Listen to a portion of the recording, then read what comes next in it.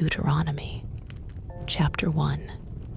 These are the words that Moses spoke to all Israel beyond the Jordan in the wilderness, in the Arabah opposite Suf, between Paran and Tophel, Laban, Hazeroth, and Dizahab. It is 11 days' journey from Horeb by the way of Mount Seir to Kadesh Barnea.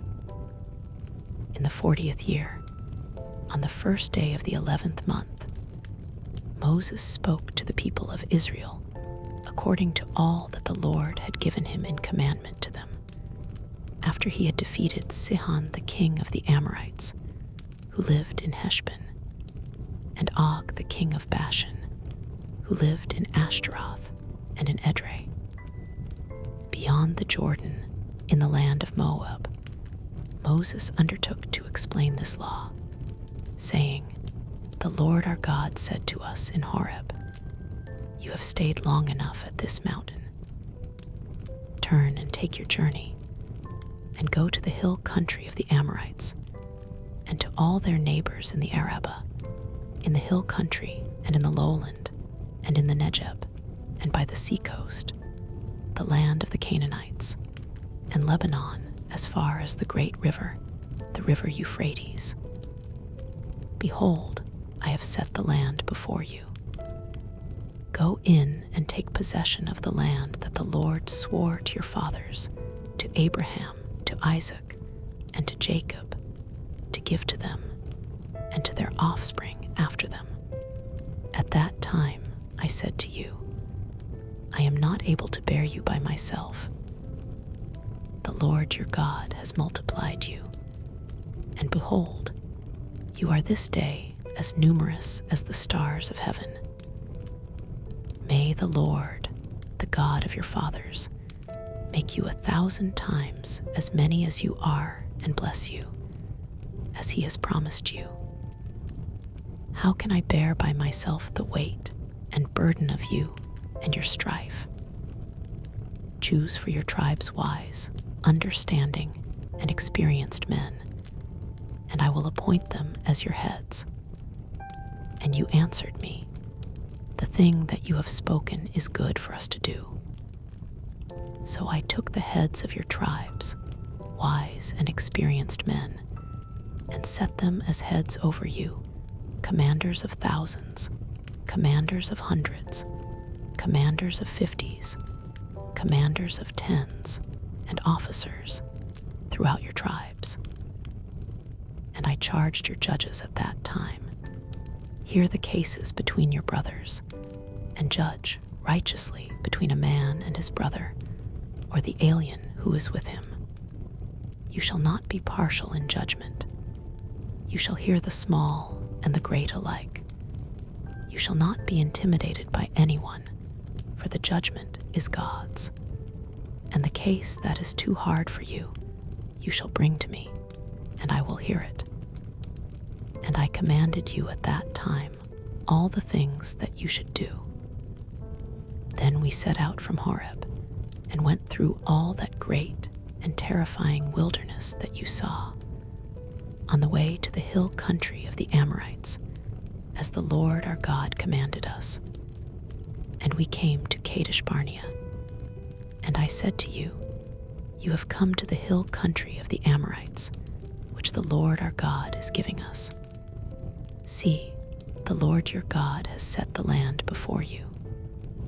Go up, take possession, as the Lord, the God of your fathers, has told you. Do not fear or be dismayed." Then all of you came near me and said, "Let us send men before us, that they may explore the land for us, and bring us word again of the way by which we must go up, and the cities into which we shall come." The thing seemed good to me, and I took 12 men from you, 1 man from each tribe. And they turned and went up into the hill country, and came to the valley of Eshcol, and spied it out. And they took in their hands some of the fruit of the land, and brought it down to us, and brought us word again, and said, It is a good land that the Lord our God is giving us. Yet you would not go up, but rebelled against the command of the Lord your God. And you murmured in your tents and said, because the Lord hated us, he has brought us out of the land of Egypt to give us into the hand of the Amorites to destroy us. Where are we going up? Our brothers have made our hearts melt, saying, the people are greater and taller than we. The cities are great and fortified up to heaven. And besides, we have seen the sons of the Anakim there. Then I said to you, do not be in dread or afraid of them. The Lord your God who goes before you will himself fight for you, just as he did for you in Egypt before your eyes, and in the wilderness, where you have seen how the Lord your God carried you, as a man carries his son, all the way that you went until you came to this place. Yet, in spite of this word, you did not believe the Lord your God, who went before you in the way to seek you out a place to pitch your tents, in fire by night and in the cloud by day, to show you by what way you should go. And the Lord heard your words and was angered, and he swore, not one of these men of this evil generation shall see the good land that I swore to give to your fathers, except Caleb the son of Jephunneh. He shall see it, and to him and to his children I will give the land on which he has trodden, because he has wholly followed the Lord. Even with me the Lord was angry on your account, and said, you also shall not go in there.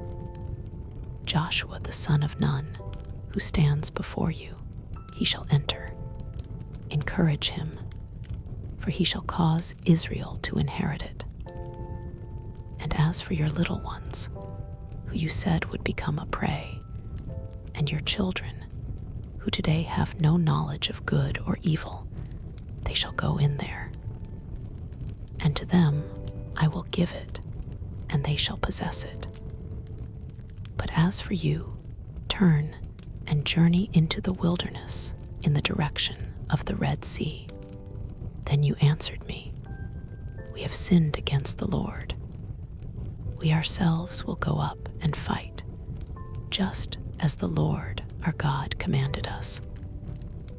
And every one of you fastened on his weapons of war and thought it easy to go up into the hill country. And the Lord said to me, say to them, do not go up or fight, for I am not among you, lest you be defeated before your enemies.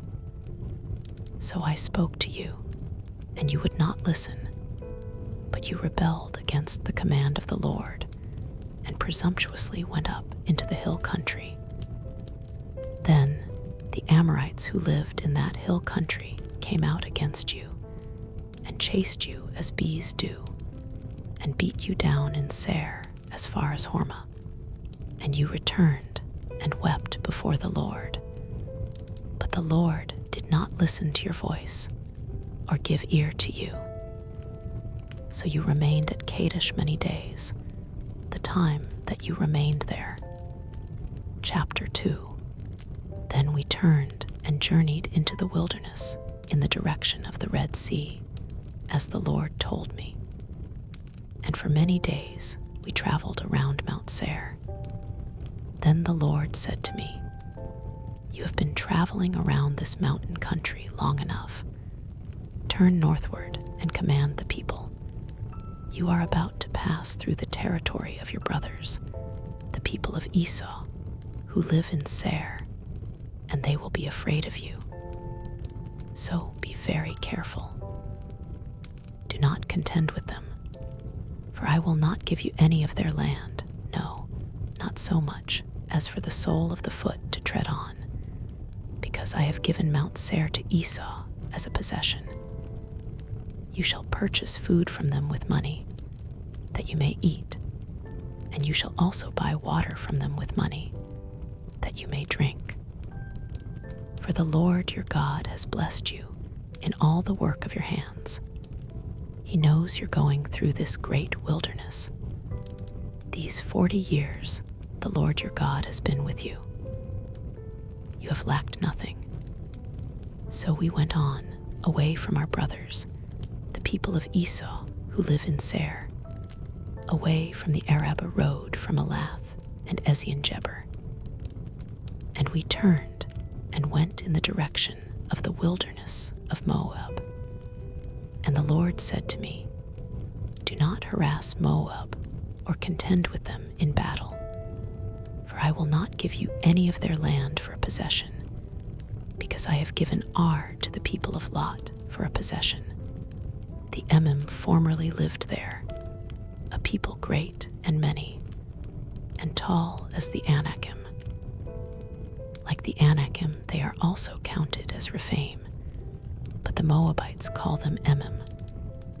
The Horites also lived in Seir formerly, but the people of Esau dispossessed them and destroyed them from before them, and settled in their place, as Israel did to the land of their possession, which the Lord gave to them. Now rise up and go over the brook Serd."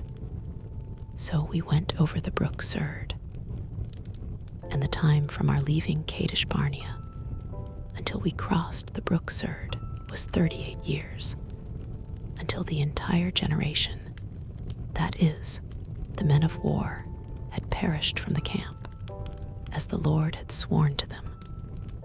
For indeed the hand of the Lord was against them, to destroy them from the camp, until they had perished.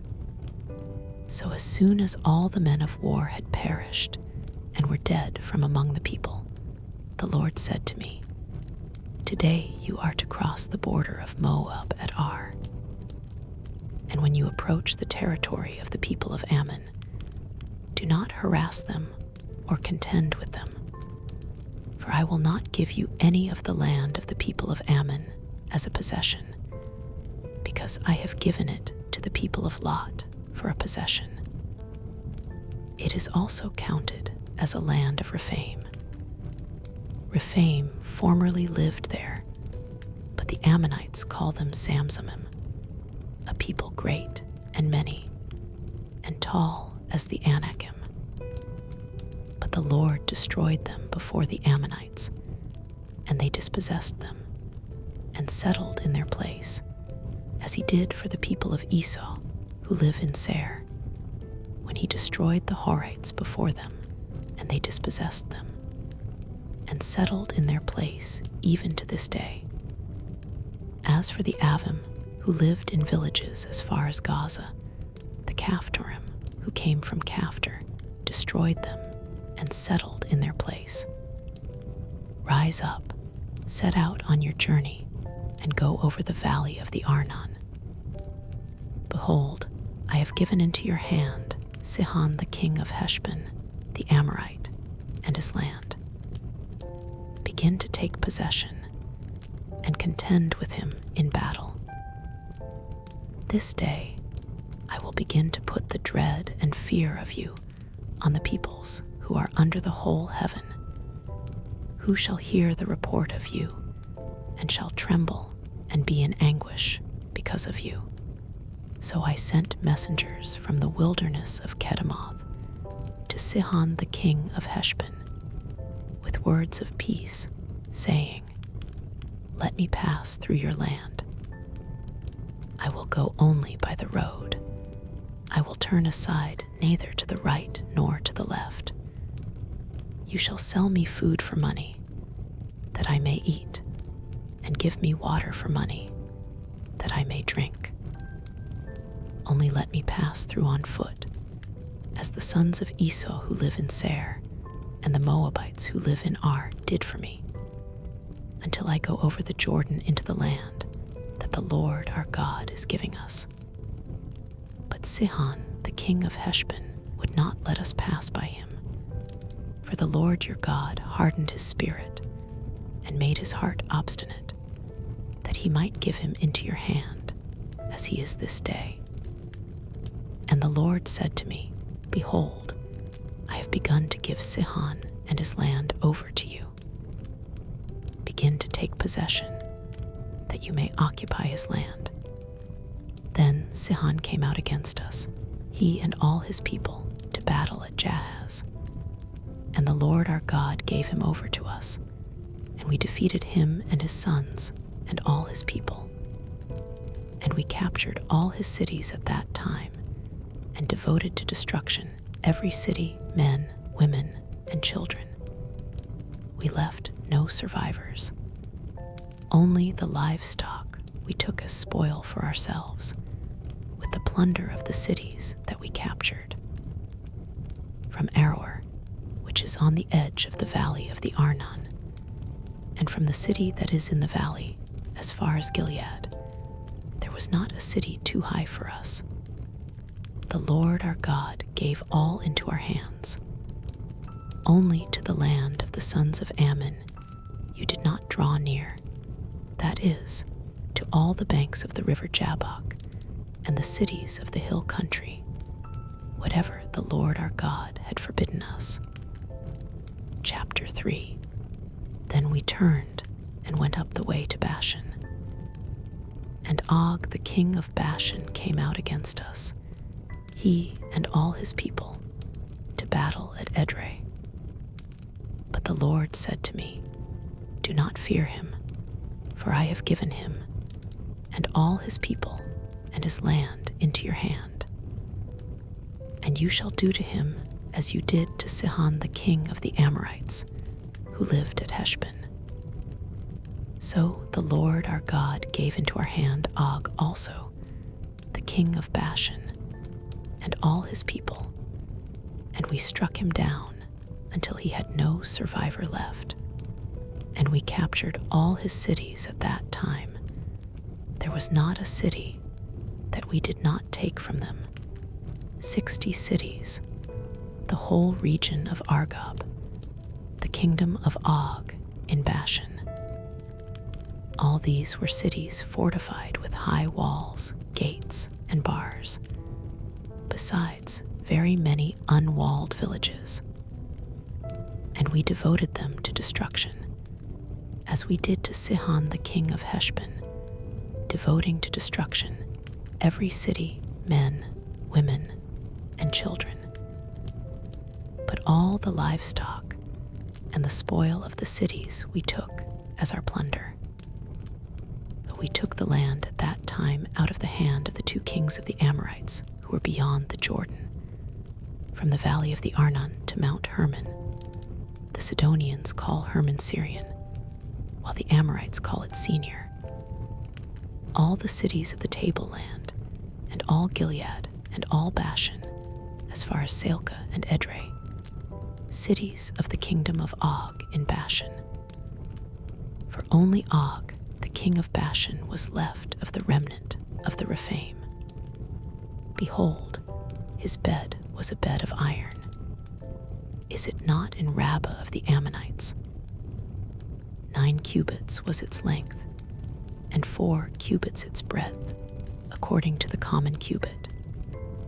When we took possession of this land at that time, I gave to the Reubenites and the Gadites the territory beginning at Aroer, which is on the edge of the valley of the Arnon, and half the hill country of Gilead with its cities. The rest of Gilead and all Bashan, the kingdom of Og, that is, all the region of Argob, I gave to the half-tribe of Manasseh. All that portion of Bashan is called the land of Rephaim. Jair the Manassite took all the region of Argob, that is, Bashan, as far as the border of the Jeshurites and the Maacathites, and called the villages after his own name, Havoth Jair, as it is to this day. To Machir I gave Gilead, and to the Reubenites and the Gadites I gave the territory from Gilead as far as the valley of the Arnon, with the middle of the valley as a border, as far over as the river Jabbok, the border of the Ammonites, the Arabah also, with the Jordan as the border, from Chinnereth as far as the Sea of the Arabah, the Salt Sea, under the slopes of Pisgah on the east.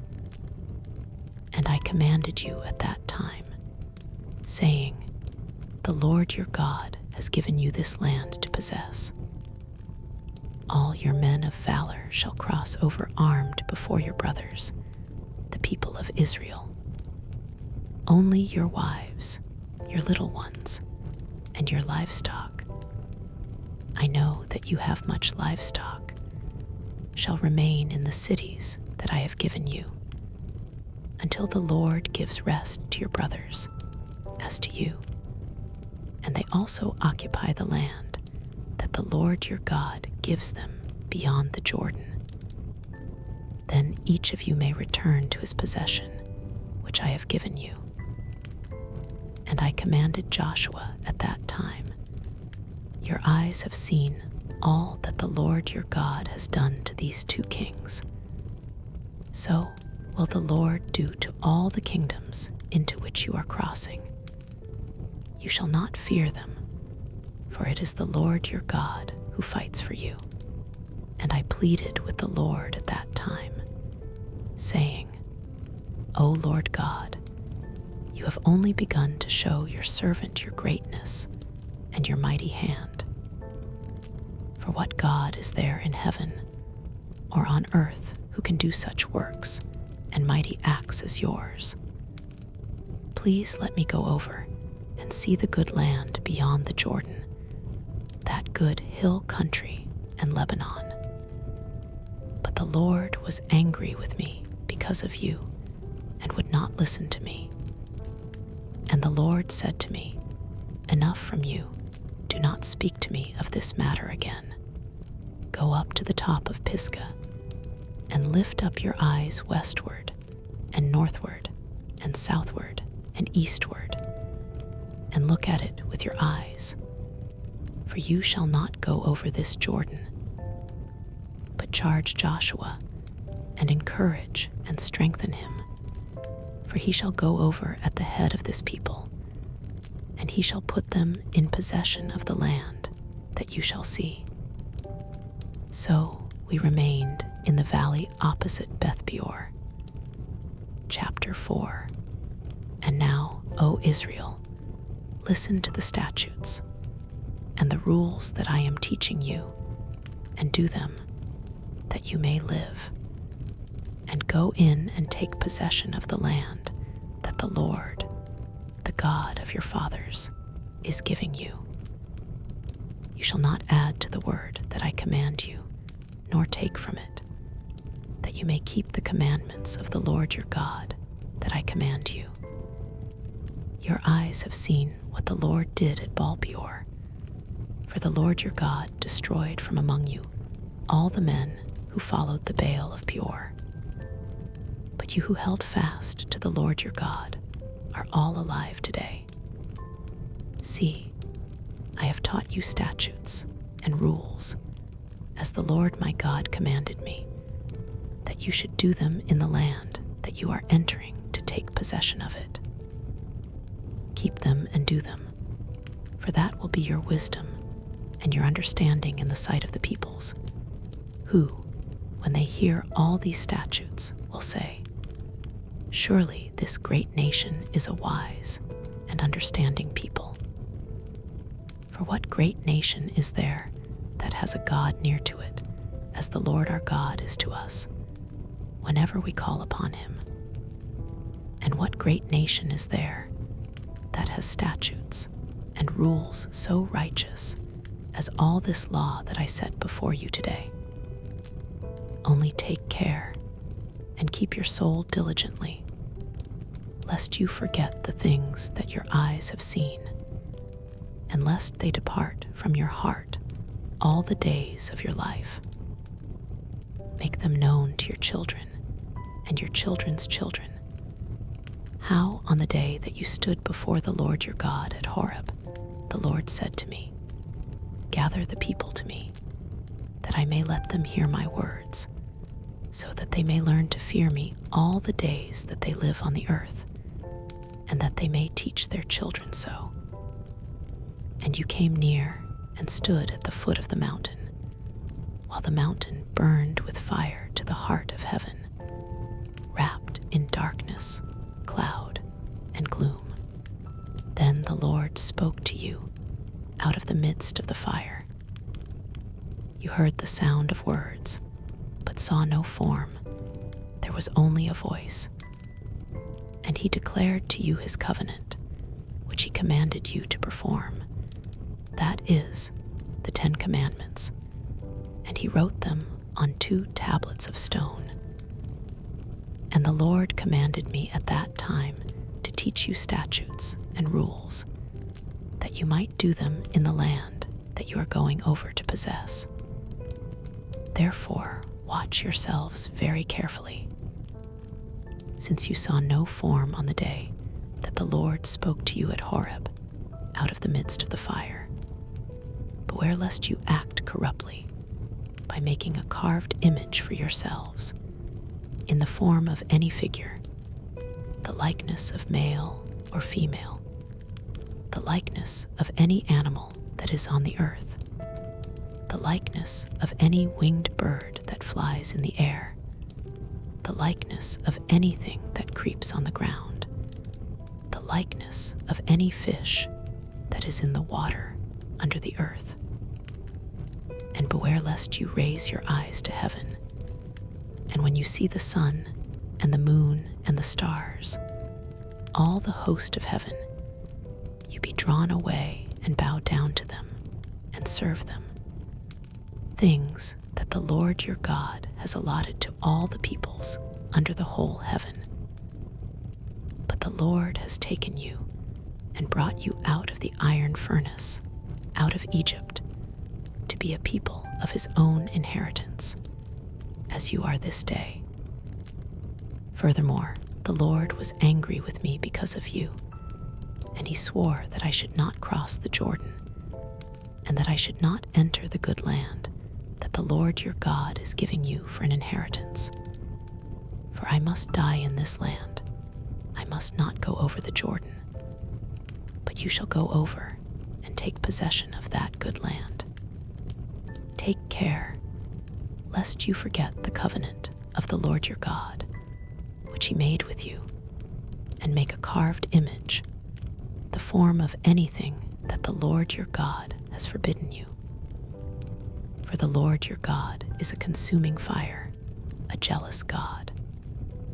When you father children and children's children, and have grown old in the land, if you act corruptly by making a carved image in the form of anything, and by doing what is evil in the sight of the Lord your God, so as to provoke him to anger, I call heaven and earth to witness against you today, that you will soon utterly perish from the land that you are going over the Jordan to possess. You will not live long in it, but will be utterly destroyed. And the Lord will scatter you among the peoples, and you will be left few in number among the nations where the Lord will drive you. And there you will serve gods of wood and stone, the work of human hands, that neither see, nor hear, nor eat, nor smell. But from there you will seek the Lord your God, and you will find him, if you search after him with all your heart and with all your soul, when you are in tribulation. And all these things come upon you in the latter days. You will return to the Lord your God and obey his voice. For the Lord your God is a merciful God. He will not leave you or destroy you, or forget the covenant with your fathers that he swore to them. For ask now of the days that are past, which were before you, since the day that God created man on the earth, and ask from one end of heaven to the other, whether such a great thing as this has ever happened, or was ever heard of. Did any people ever hear the voice of a God speaking out of the midst of the fire, as you have heard, and still live? Or has any God ever attempted to go and take a nation for himself from the midst of another nation, by trials, by signs, by wonders, and by war, by a mighty hand and an outstretched arm, and by great deeds of terror, all of which the Lord your God did for you in Egypt before your eyes. To you it was shown, that you might know that the Lord is God. There is no other besides him. Out of heaven he let you hear his voice, that he might discipline you. And on earth he let you see his great fire. And you heard his words out of the midst of the fire. And because he loved your fathers, and chose their offspring after them, and brought you out of Egypt with his own presence, by his great power, driving out before you nations greater and mightier than yourselves, to bring you in, to give you their land for an inheritance, as it is this day. Know therefore today, and lay it to your heart, that the Lord is God in heaven above and on the earth beneath. There is no other.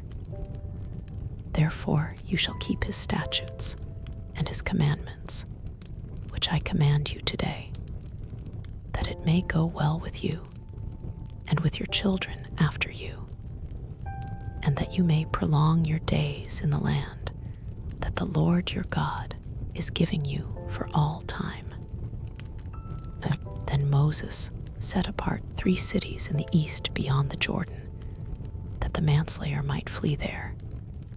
Anyone who kills his neighbor unintentionally, without being at enmity with him in time past, he may flee to one of these cities and save his life. Bezer in the wilderness, on the tableland for the Reubenites, Ramoth in Gilead for the Gadites, and Golan in Bashan for the Manassites. This is the law that Moses set before the people of Israel. These are the testimonies, the statutes, and the rules which Moses spoke to the people of Israel when they came out of Egypt, beyond the Jordan in the valley opposite Beth Peor, in the land of Sihon, the king of the Amorites, who lived at Heshbon, whom Moses and the people of Israel defeated when they came out of Egypt.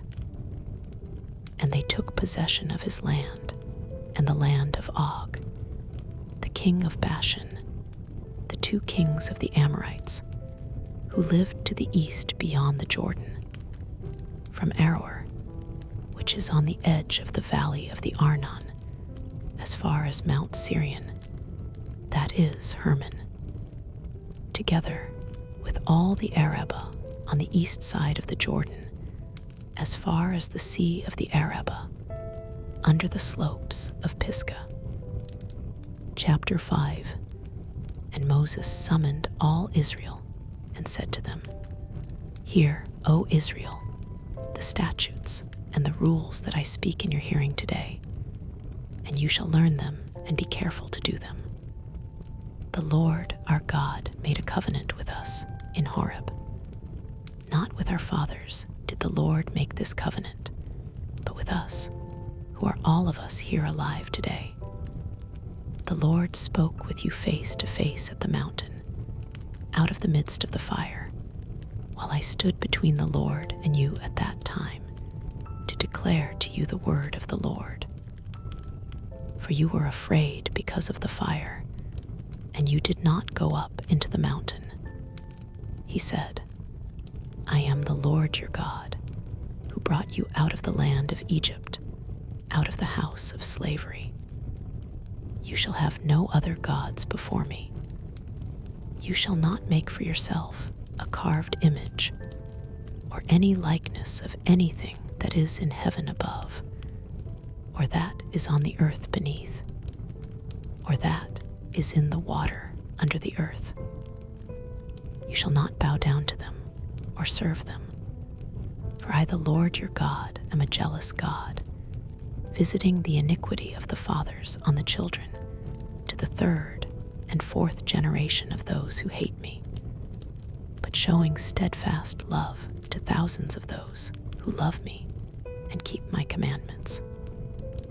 You shall not take the name of the Lord your God in vain, for the Lord will not hold him guiltless who takes his name in vain.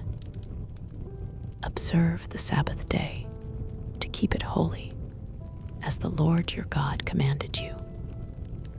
6 days you shall labor and do all your work, but the seventh day is a Sabbath to the Lord your God. On it you shall not do any work, you or your son or your daughter or your male servant or your female servant or your ox or your donkey or any of your livestock, or the sojourner who is within your gates, that your male servant and your female servant may rest as well as you. You shall remember that you were a slave in the land of Egypt, and the Lord your God brought you out from there with a mighty hand and an outstretched arm. Therefore the Lord your God commanded you to keep the Sabbath day. Honor your father and your mother, as the Lord your God commanded you, that your days may be long, and that it may go well with you in the land that the Lord your God is giving you. You shall not murder, and you shall not commit adultery, and you shall not steal, and you shall not bear false witness against your neighbor, and you shall not covet your neighbor's wife, and you shall not desire your neighbor's house, his field, or his male servant, or his female servant, his ox, or his donkey, or anything that is your neighbor's. These words the Lord spoke to all your assembly at the mountain out of the midst of the fire, the cloud, and the thick darkness, with a loud voice, and he added no more. And he wrote them on 2 tablets of stone and gave them to me. And as soon as you heard the voice out of the midst of the darkness, while the mountain was burning with fire, you came near to me, all the heads of your tribes and your elders. And you said, Behold, the Lord our God has shown us his glory and greatness, and we have heard his voice out of the midst of the fire. This day we have seen God speak with man, and man still live. Now therefore, why should we die? For this great fire will consume us. If we hear the voice of the Lord our God any more, we shall die. For who is there of all flesh that has heard the voice of the living God speaking out of the midst of fire as we have, and has still lived? Go near and hear all that the Lord our God will say, and speak to us all that the Lord our God will speak to you. And we will hear and do it. And the Lord heard your words when you spoke to me. And the Lord said to me, I have heard the words of this people, which they have spoken to you. They are right in all that they have spoken. Oh, that they had such a mind as this always, to fear me and to keep all my commandments, that it might go well with them and with their descendants forever. Go and say to them, Return to your tents. But you stand here by me, and I will tell you the whole commandment and the statutes and the rules that you shall teach them, that they may do them in the land that I am giving them to possess. You shall be careful, therefore, to do as the Lord your God has commanded you.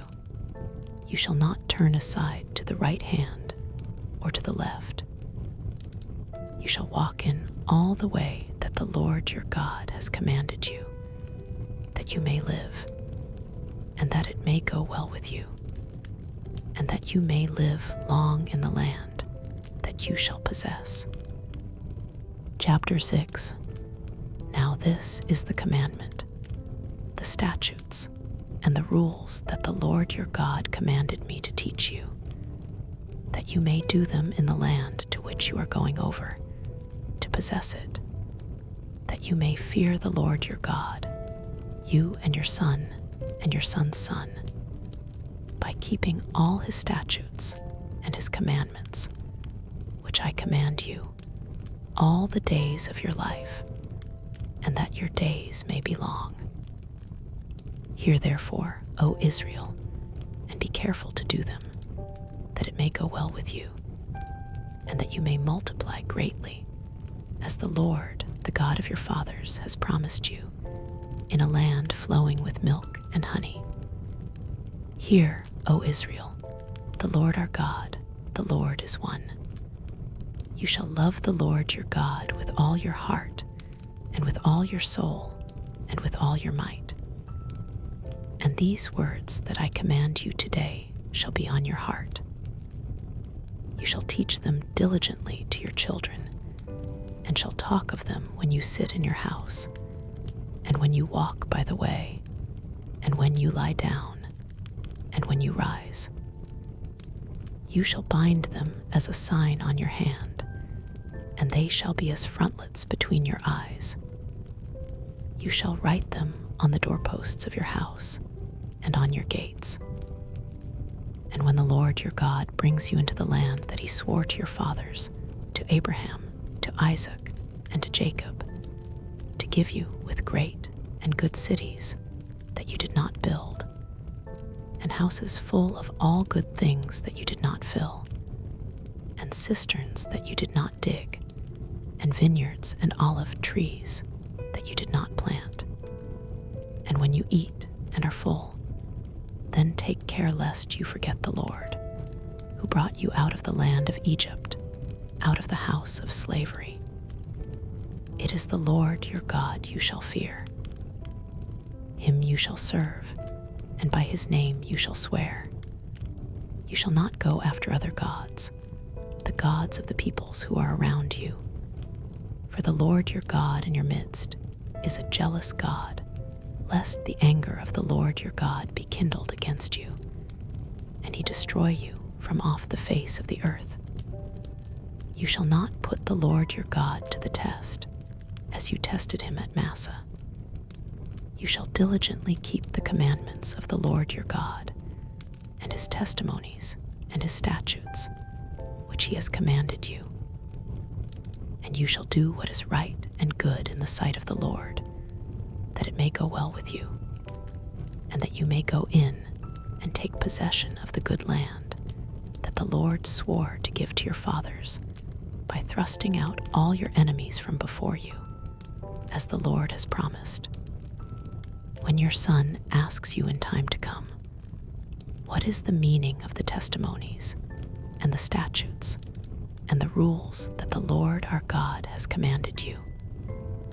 Then you shall say to your son, we were Pharaoh's slaves in Egypt, and the Lord brought us out of Egypt with a mighty hand. And the Lord showed signs and wonders, great and grievous, against Egypt and against Pharaoh and all his household before our eyes. And he brought us out from there, that he might bring us in and give us the land that he swore to give to our fathers. And the Lord commanded us to do all these statutes, to fear the Lord our God for our good always, that he might preserve us alive, as we are this day. And it will be righteousness for us, if we are careful to do all this commandment before the Lord our God, as he has commanded us. Chapter 7. When the Lord your God brings you into the land that you are entering to take possession of it, and clears away many nations before you, the Hittites, the Girgashites, the Amorites, the Canaanites, the Perizzites, the Hivites, and the Jebusites, 7 nations more numerous and mightier than yourselves. And when the Lord your God gives them over to you, and you defeat them, then you must devote them to complete destruction. You shall make no covenant with them, and show no mercy to them. You shall not intermarry with them, giving your daughters to their sons, or taking their daughters for your sons, for they would turn away your sons from following me to serve other gods. Then the anger of the Lord would be kindled against you, and he would destroy you quickly. But thus shall you deal with them. You shall break down their altars, and dash in pieces their pillars, and chop down their asherim, and burn their carved images with fire. For you are a people holy to the Lord your God. The Lord your God has chosen you to be a people for his treasured possession. Out of all the peoples who are on the face of the earth, it was not because you were more in number than any other people that the Lord set his love on you and chose you, for you were the fewest of all peoples. But it is because the Lord loves you and is keeping the oath that he swore to your fathers, that the Lord has brought you out with a mighty hand and redeemed you from the house of slavery, from the hand of Pharaoh king of Egypt. Know therefore that the Lord your God is God, the faithful God who keeps covenant and steadfast love with those who love him and keep his commandments to 1,000 generations, and repays to their face those who hate him by destroying them. He will not be slack with one who hates him. He will repay him to his face. You shall therefore be careful to do the commandment and the statutes and the rules that I command you today. And because you listen to these rules and keep and do them, the Lord your God will keep with you the covenant and the steadfast love that he swore to your fathers. He will love you, bless you, and multiply you. He will also bless the fruit of your womb and the fruit of your ground, your grain and your wine and your oil, the increase of your herds and the young of your flock, in the land that he swore to your fathers to give you. You shall be blessed above all peoples. There shall not be male or female barren among you, or among your livestock. And the Lord will take away from you all sickness, and none of the evil diseases of Egypt, which you knew, will he inflict on you, but he will lay them on all who hate you. And you shall consume all the peoples whom the Lord your God will give over to you. Your eye shall not pity them, neither shall you serve their gods, for that would be a snare to you. If you say in your heart, these nations are greater than I, how can I dispossess them? You shall not be afraid of them, but you shall remember what the Lord your God did to Pharaoh and to all Egypt, the great trials that your eyes saw, the signs, the wonders, the mighty hand, and the outstretched arm, by which the Lord your God brought you out. So will the Lord your God do to all the peoples of whom you are afraid. Moreover, the Lord your God will send hornets among them, until those who are left and hide themselves from you are destroyed. You shall not be in dread of them, for the Lord your God is in your midst, a great and awesome God. The Lord your God will clear away these nations before you little by little. You may not make an end of them at once, lest the wild beasts grow too numerous for you. But the Lord your God will give them over to you and throw them into great confusion until they are destroyed. And he will give their kings into your hand, and you shall make their name perish from under heaven. No one shall be able to stand against you until you have destroyed them. The carved images of their gods you shall burn with fire.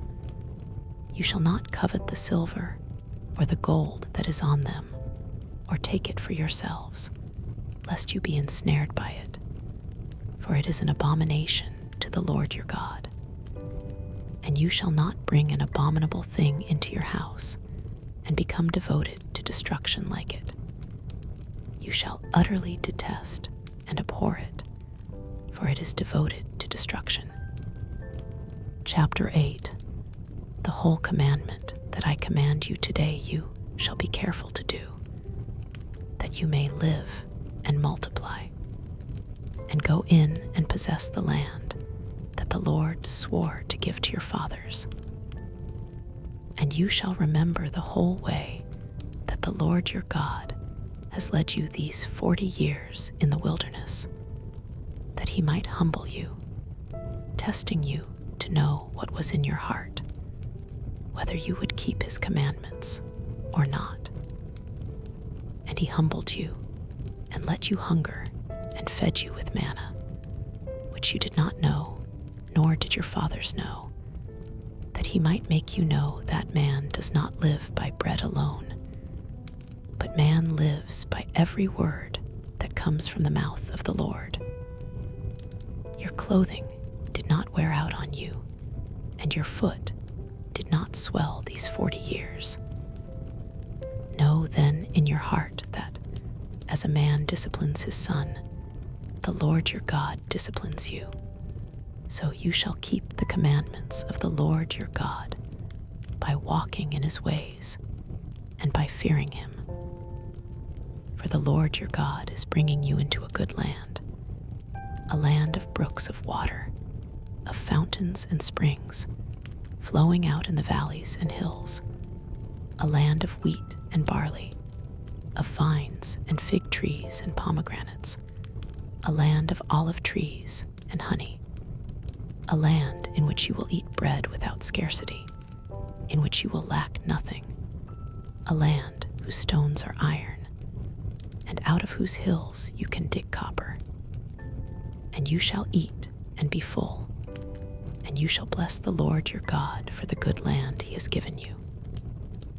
Take care lest you forget the Lord your God by not keeping his commandments and his rules and his statutes, which I command you today, lest, when you have eaten and are full, and have built good houses and live in them, and when your herds and flocks multiply, and your silver and gold is multiplied, and all that you have is multiplied, then your heart be lifted up, and you forget the Lord your God, who brought you out of the land of Egypt, out of the house of slavery, who led you through the great and terrifying wilderness, with its fiery serpents and scorpions and thirsty ground where there was no water, who brought you water out of the flinty rock, who fed you in the wilderness with manna that your fathers did not know, that he might humble you and test you to do you good in the end. Beware lest you say in your heart, my power and the might of my hand have gotten me this wealth. You shall remember the Lord your God, for it is he who gives you power to get wealth, that he may confirm his covenant that he swore to your fathers, as it is this day. And if you forget the Lord your God and go after other gods and serve them and worship them, I solemnly warn you today that you shall surely perish. Like the nations that the Lord makes to perish before you, so shall you perish, because you would not obey the voice of the Lord your God. Chapter 9. Hear, O Israel, you are to cross over the Jordan today, to go in to dispossess nations greater and mightier than you, cities great and fortified up to heaven, a people great and tall, the sons of the Anakim, whom you know, and of whom you have heard it said, who can stand before the sons of Anak? Know therefore today that he who goes over before you as a consuming fire is the Lord your God. He will destroy them and subdue them before you. So you shall drive them out and make them perish quickly, as the Lord has promised you.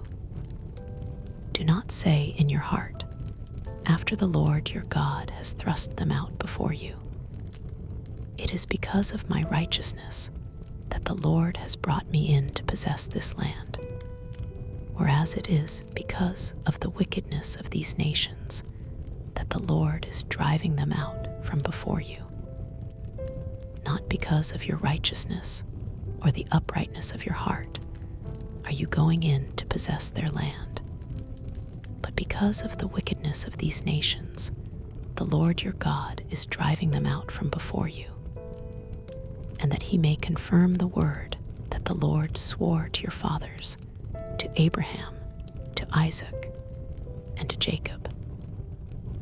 Know, therefore, that the Lord your God is not giving you this good land to possess because of your righteousness, for you are a stubborn people. Remember and do not forget how you provoked the Lord your God to wrath in the wilderness.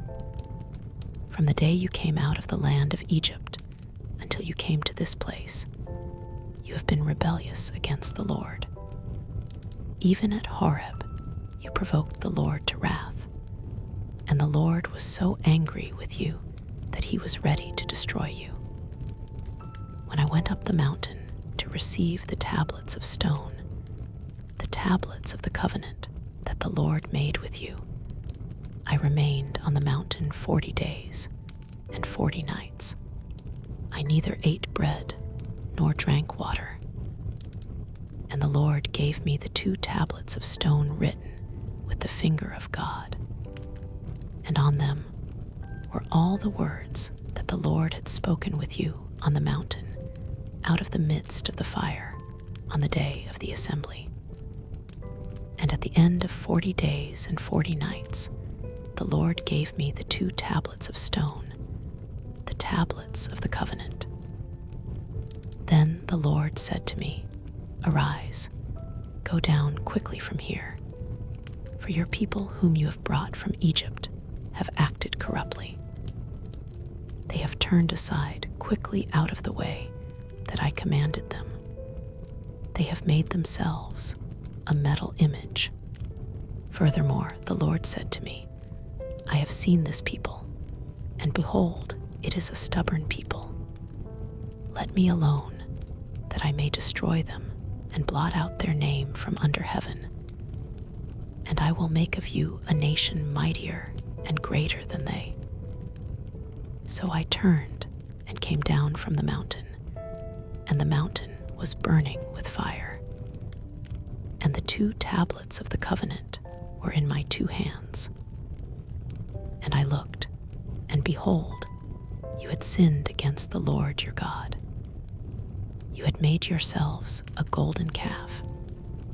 You had turned aside quickly from the way that the Lord had commanded you. So I took hold of the 2 tablets and threw them out of my 2 hands and broke them before your eyes. Then I lay prostrate before the Lord as before, 40 days and 40 nights. I neither ate bread nor drank water, because of all the sin that you had committed, in doing what was evil in the sight of the Lord, to provoke him to anger. For I was afraid of the anger and hot displeasure that the Lord bore against you, so that he was ready to destroy you. But the Lord listened to me that time also. And the Lord was so angry with Aaron that he was ready to destroy him. And I prayed for Aaron also at the same time. Then I took the sinful thing, the calf that you had made, and burned it with fire, and crushed it, grinding it very small, until it was as fine as dust. And I threw the dust of it into the brook that ran down from the mountain. At Taberah also, and at Massa and at Kibroth-Hattaavah, you provoked the Lord to wrath. And when the Lord sent you from Kadesh-Barnea, saying, "Go up and take possession of the land that I have given you," then you rebelled against the commandment of the Lord your God, and did not believe him or obey his voice. You have been rebellious against the Lord from the day that I knew you. So I lay prostrate before the Lord for these 40 days and 40 nights, because the Lord had said he would destroy you. And I prayed to the Lord, O Lord God, do not destroy your people and your heritage, whom you have redeemed through your greatness, whom you have brought out of Egypt with a mighty hand. Remember your servants, Abraham, Isaac, and Jacob. Do not regard the stubbornness of this people, or their wickedness, or their sin, lest the land from which you brought us say, because the Lord was not able to bring them into the land that he promised them, and because he hated them, he has brought them out to put them to death in the wilderness. For they are your people and your heritage, whom you brought out by your great power and by your outstretched arm. Chapter 10. At that time the Lord said to me, cut for yourself 2 tablets of stone like the first, and come up to me on the mountain, and make an ark of wood. And I will write on the tablets the words that were on the first tablets that you broke, and you shall put them in the ark. So I made an ark of acacia wood, and cut 2 tablets of stone like the first, and went up the mountain with the 2 tablets in my hand. And he wrote on the tablets, in the same writing as before, the 10 commandments that the Lord had spoken to you on the mountain, out of the midst of the fire, on the day of the assembly. And the Lord gave them to me. Then I turned and came down from the mountain, and put the tablets in the ark that I had made. And there they are, as the Lord commanded me. The people of Israel journeyed from Beeroth Benejakin to Mosra. There Aaron died, and there he was buried. And his son Eleazar ministered as priest in his place. From there they journeyed to Gudgodah, and from Gudgodah to Jotbatha, a land with brooks of water. At that time the Lord set apart the tribe of Levi to carry the ark of the covenant of the Lord, to stand before the Lord, to minister to him, and to bless in his name to this day. Therefore Levi has no portion or inheritance with his brothers. The Lord is his inheritance, as the Lord your God said to him.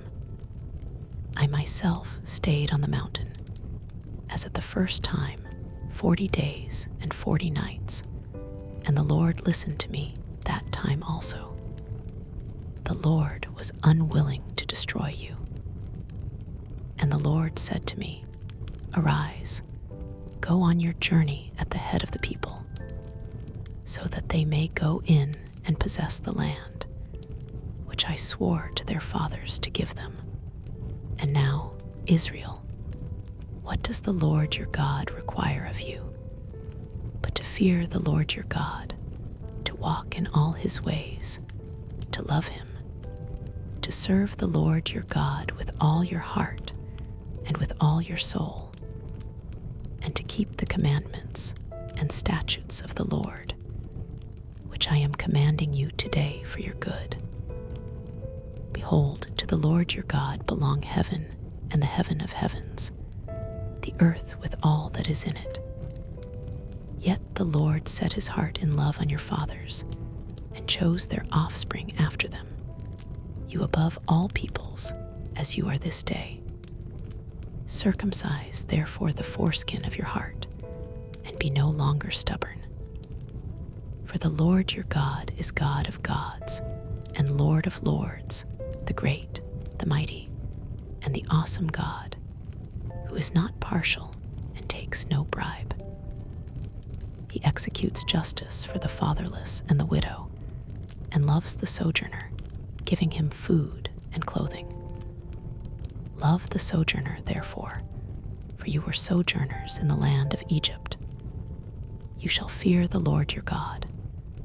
You shall serve him and hold fast to him, and by his name you shall swear. He is your praise. He is your God, who has done for you these great and terrifying things that your eyes have seen. Your fathers went down to Egypt 70 persons, and now the Lord your God has made you as numerous as the stars of heaven. Chapter 11. You shall therefore love the Lord your God and keep his charge, his statutes, his rules, and his commandments always.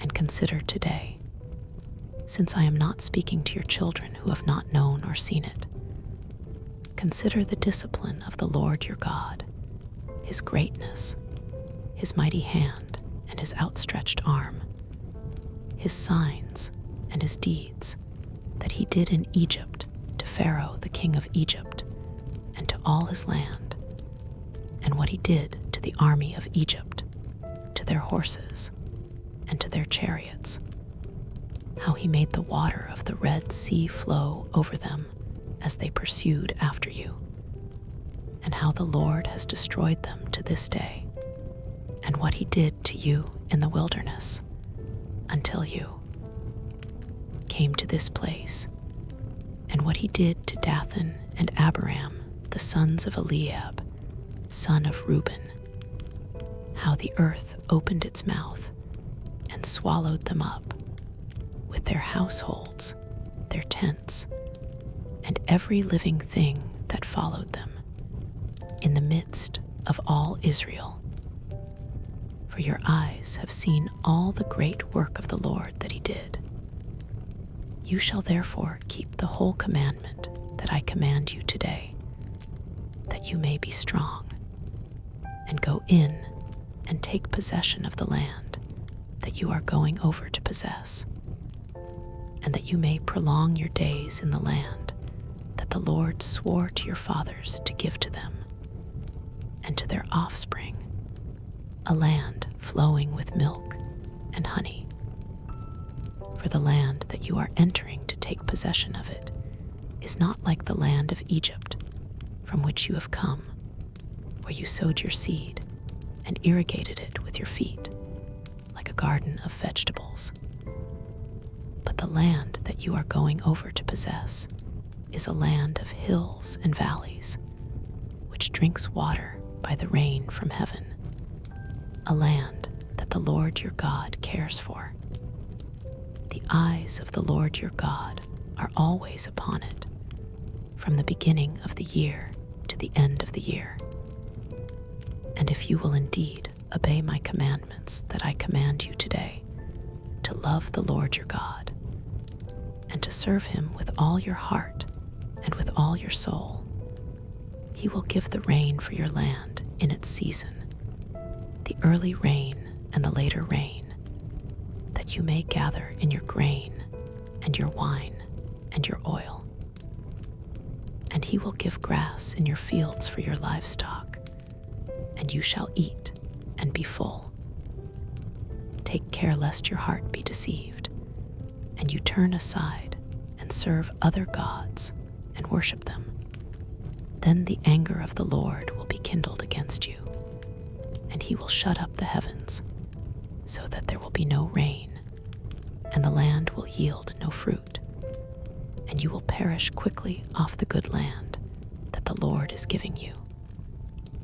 You shall therefore lay up these words of mine in your heart and in your soul, and you shall bind them as a sign on your hand, and they shall be as frontlets between your eyes. You shall teach them to your children, talking of them when you are sitting in your house, and when you are walking by the way, and when you lie down, and when you rise. You shall write them on the doorposts of your house and on your gates, that your days and the days of your children may be multiplied in the land that the Lord swore to your fathers to give them, as long as the heavens are above the earth. For if you will be careful to do all this commandment that I command you to do, loving the Lord your God, walking in all his ways, and holding fast to him, then the Lord will drive out all these nations before you, and you will dispossess nations greater and mightier than you. Every place on which the sole of your foot treads shall be yours. Your territory shall be from the wilderness and the Lebanon, and from the river Euphrates, to the western sea. No one shall be able to stand against you. The Lord your God will lay the fear of you and the dread of you on all the land that you shall tread, as he promised you. See, I am setting before you today a blessing and a curse. The blessing, if you obey the commandments of the Lord your God, which I command you today, and the curse, if you do not obey the commandments of the Lord your God, but turn aside from the way that I am commanding you today, to go after other gods that you have not known. And when the Lord your God brings you into the land that you are entering to take possession of it, you shall set the blessing on Mount Gerizim, and the curse on Mount Ebal. Are they not beyond the Jordan, west of the road, toward the going down of the sun, in the land of the Canaanites who live in the Arabah, opposite Gilgal, beside the oak of Moreh? For you are to cross over the Jordan, to go in to take possession of the land that the Lord your God is giving you.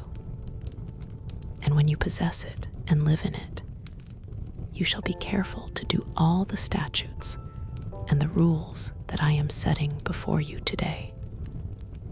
Chapter 12. These are the statutes and rules that you shall be careful to do in the land that the Lord, the God of your fathers, has given you to possess, all the days that you live on the earth. You shall surely destroy all the places where the nations whom you shall dispossess served their gods, on the high mountains and on the hills, and under every green tree. You shall tear down their altars and dash in pieces their pillars, and burn their Asherim with fire. You shall chop down the carved images of their gods, and destroy their name out of that place. You shall not worship the Lord your God in that way, but you shall seek the place that the Lord your God will choose out of all your tribes to put his name, and made his habitation there. There you shall go, and there you shall bring your burnt offerings and your sacrifices, your tithes, and the contribution that you present, your vow offerings, your freewill offerings, and the firstborn of your herd and of your flock. And there you shall eat before the Lord your God, and you shall rejoice, you and your households, in all that you undertake, in which the Lord your God has blessed you. You shall not do according to all that we are doing here today, everyone doing whatever is right in his own eyes, for you have not as yet come to the rest, and to the inheritance that the Lord your God is giving you. But when you go over the Jordan and live in the land that the Lord your God is giving you to inherit, and when he gives you rest from all your enemies around, so that you live in safety, then to the place that the Lord your God will choose, to make his name dwell there. There you shall bring all that I command you, your burnt offerings and your sacrifices, your tithes, and the contribution that you present, and all your finest vow offerings that you vow to the Lord. And you shall rejoice before the Lord your God, you and your sons and your daughters, your male servants and your female servants, and the Levite who is within your towns, since he has no portion or inheritance with you. Take care that you do not offer your burnt offerings at every place that you see, but at the place that the Lord will choose in one of your tribes. There you shall offer your burnt offerings, and there you shall do all that I am commanding you. However, you may slaughter and eat meat within any of your towns, as much as you desire, according to the blessing of the Lord your God that he has given you. The unclean and the clean may eat of it, as of the gazelle and as of the deer. Only you shall not eat the blood. You shall pour it out on the earth like water.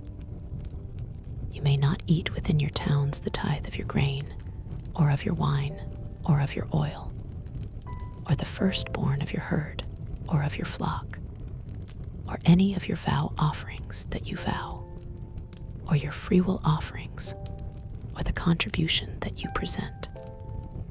But you shall eat them before the Lord your God in the place that the Lord your God will choose, you and your son and your daughter, your male servant and your female servant, and the Levite who is within your towns. And you shall rejoice before the Lord your God in all that you undertake. Take care that you do not neglect the Levite as long as you live in your land. When the Lord your God enlarges your territory, as he has promised you, and you say, I will eat meat, because you crave meat, you may eat meat whenever you desire.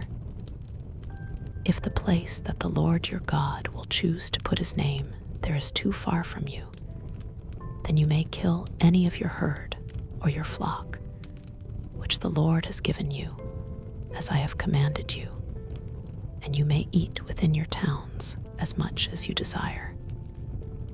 Just as the gazelle or the deer is eaten, so you may eat of it. The unclean and the clean alike may eat of it.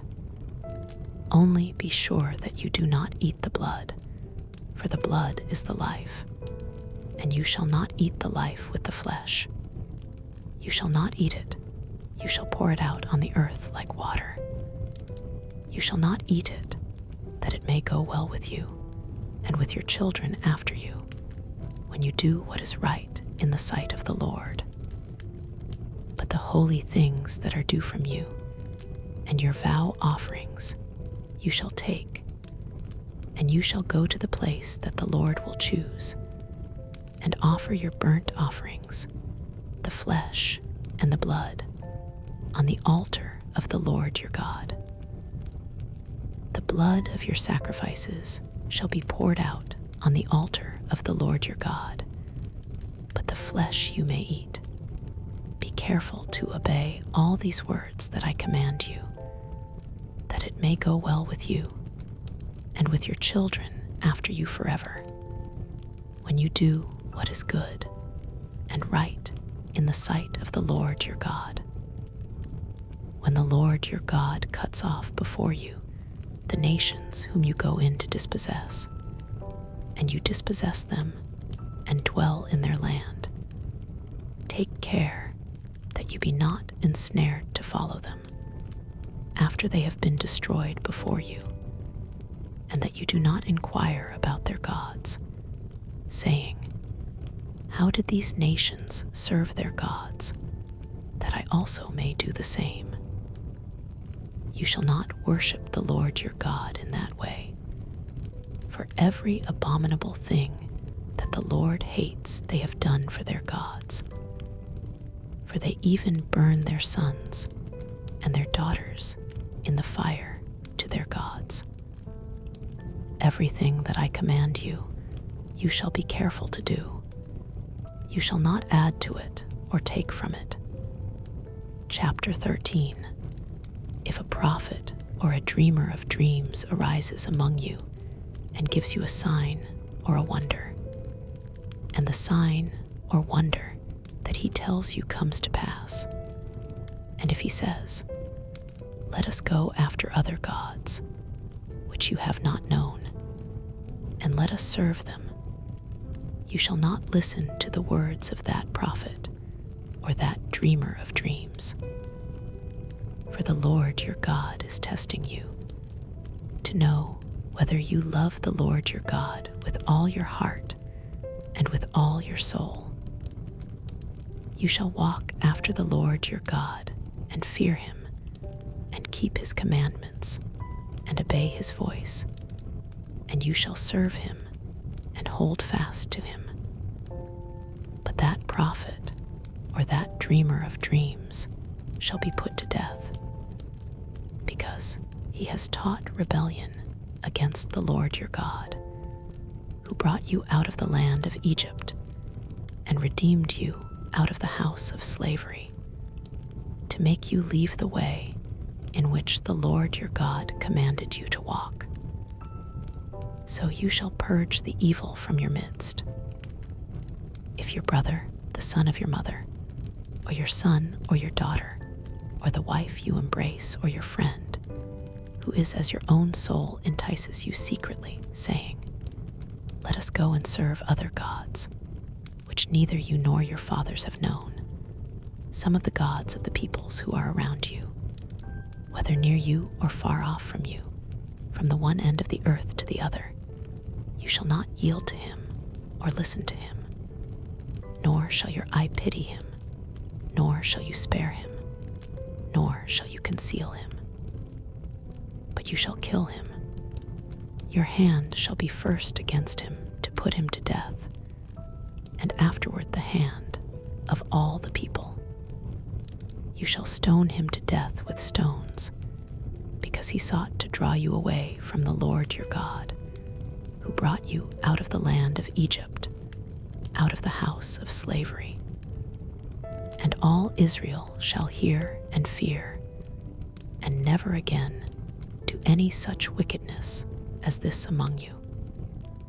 If you hear in one of your cities, which the Lord your God is giving you to dwell there, that certain worthless fellows have gone out among you, and have drawn away the inhabitants of their city, saying, "Let us go and serve other gods," which you have not known, then you shall inquire and make search and ask diligently.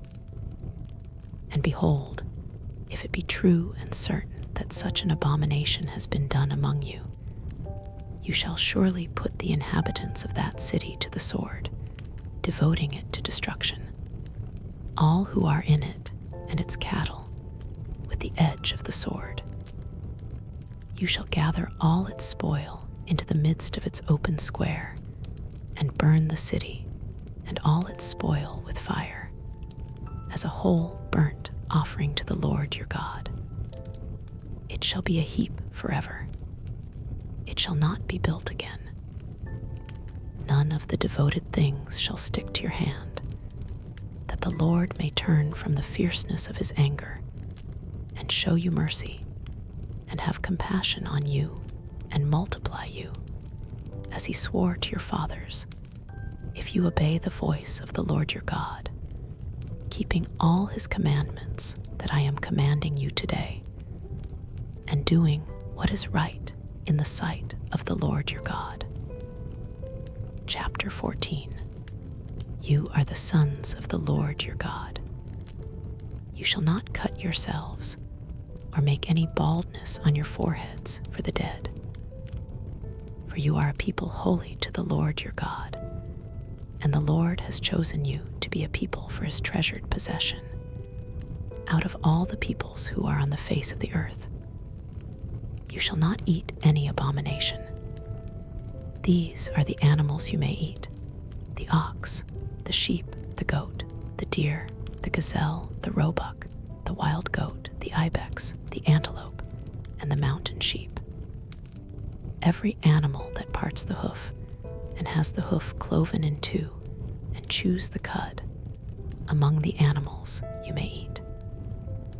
Yet of those that chew the cud, or have the hoof cloven, you shall not eat these: the camel, the hare, and the rock badger, because because they chew the cud, but do not part the hoof, are unclean for you. And the pig, because it parts the hoof, but does not chew the cud, is unclean for you.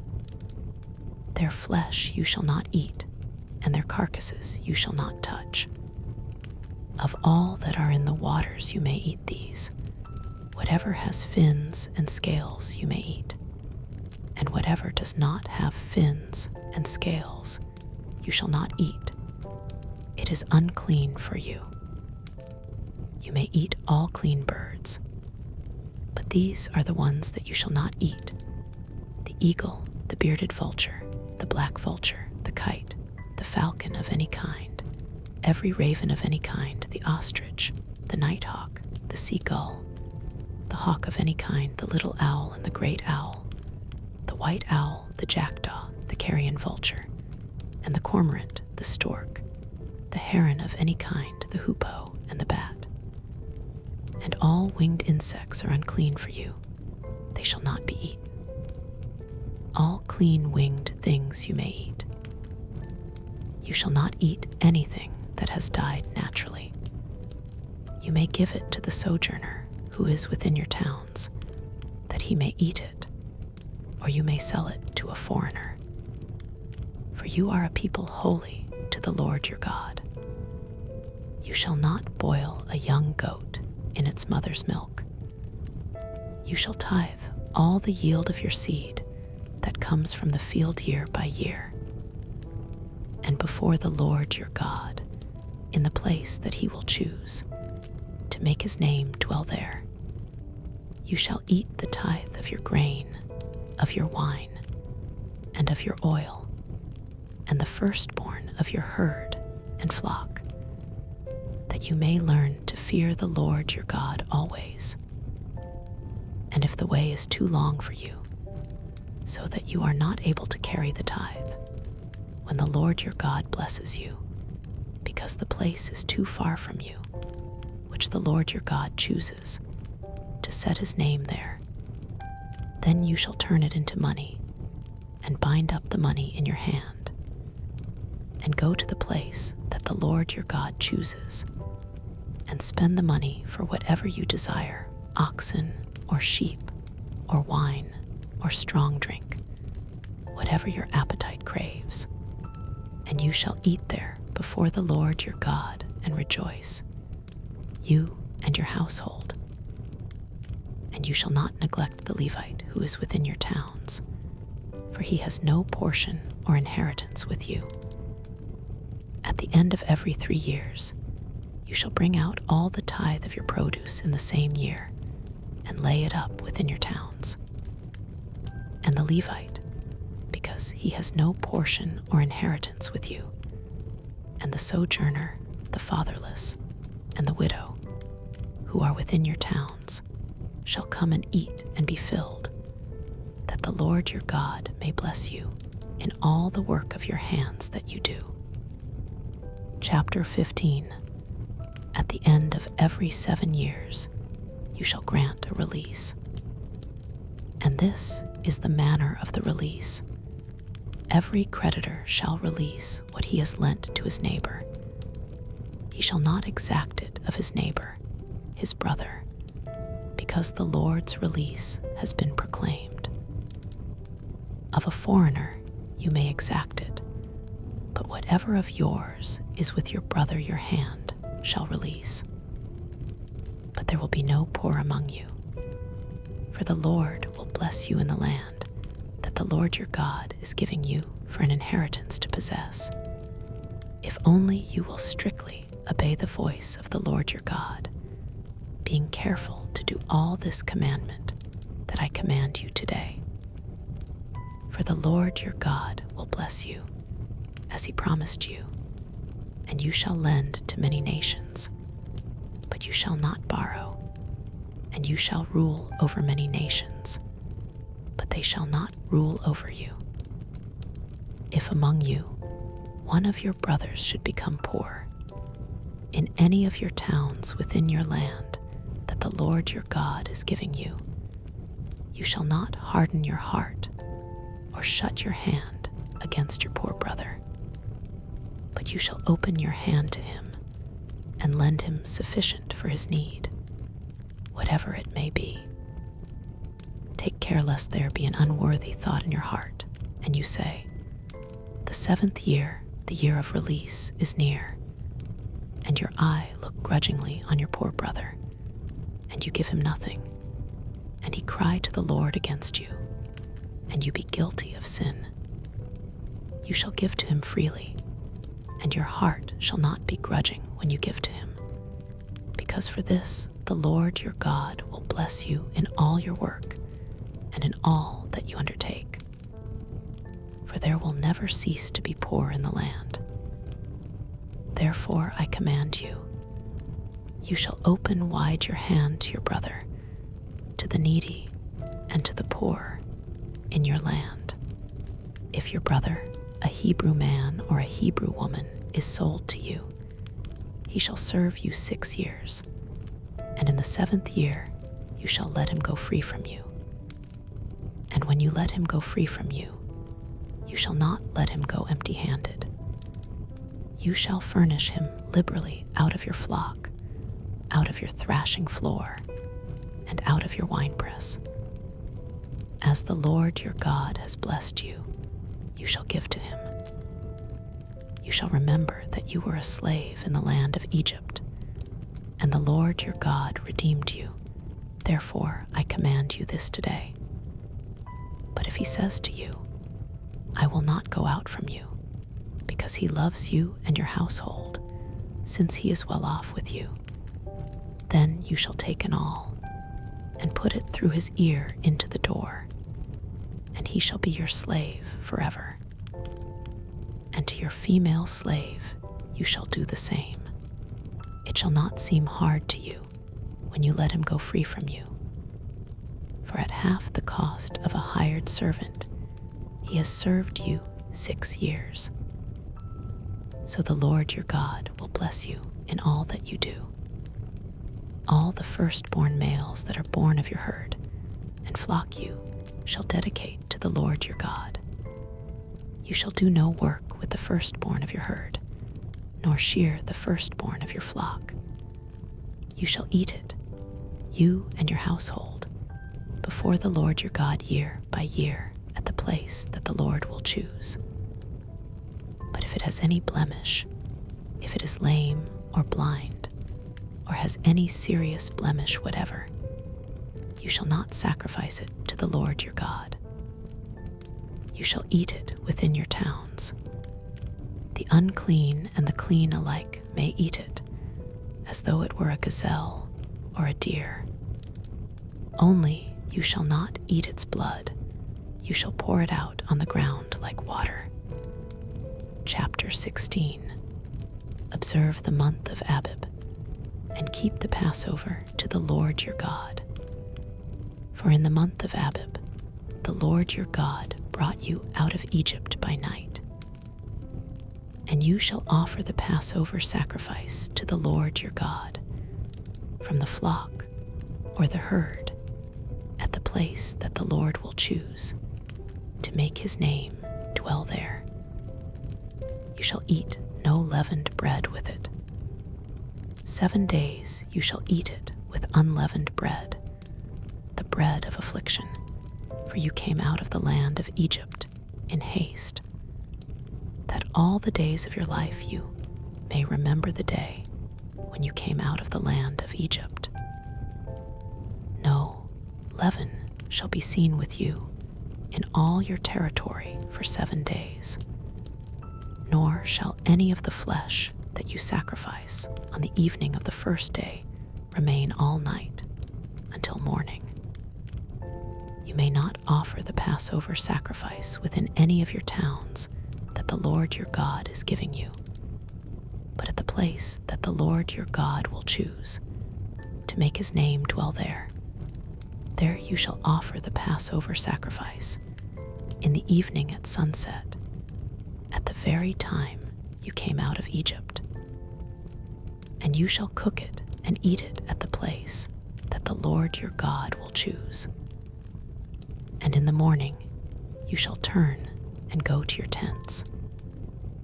For 6 days you shall eat unleavened bread, and on the 7th day there shall be a solemn assembly to the Lord your God. You shall do no work on it. You shall count 7 weeks. Begin to count the 7 weeks from the time the sickle is first put to the standing grain. Then you shall keep the Feast of Weeks to the Lord your God with the tribute of a freewill offering from your hand, which you shall give as the Lord your God blesses you.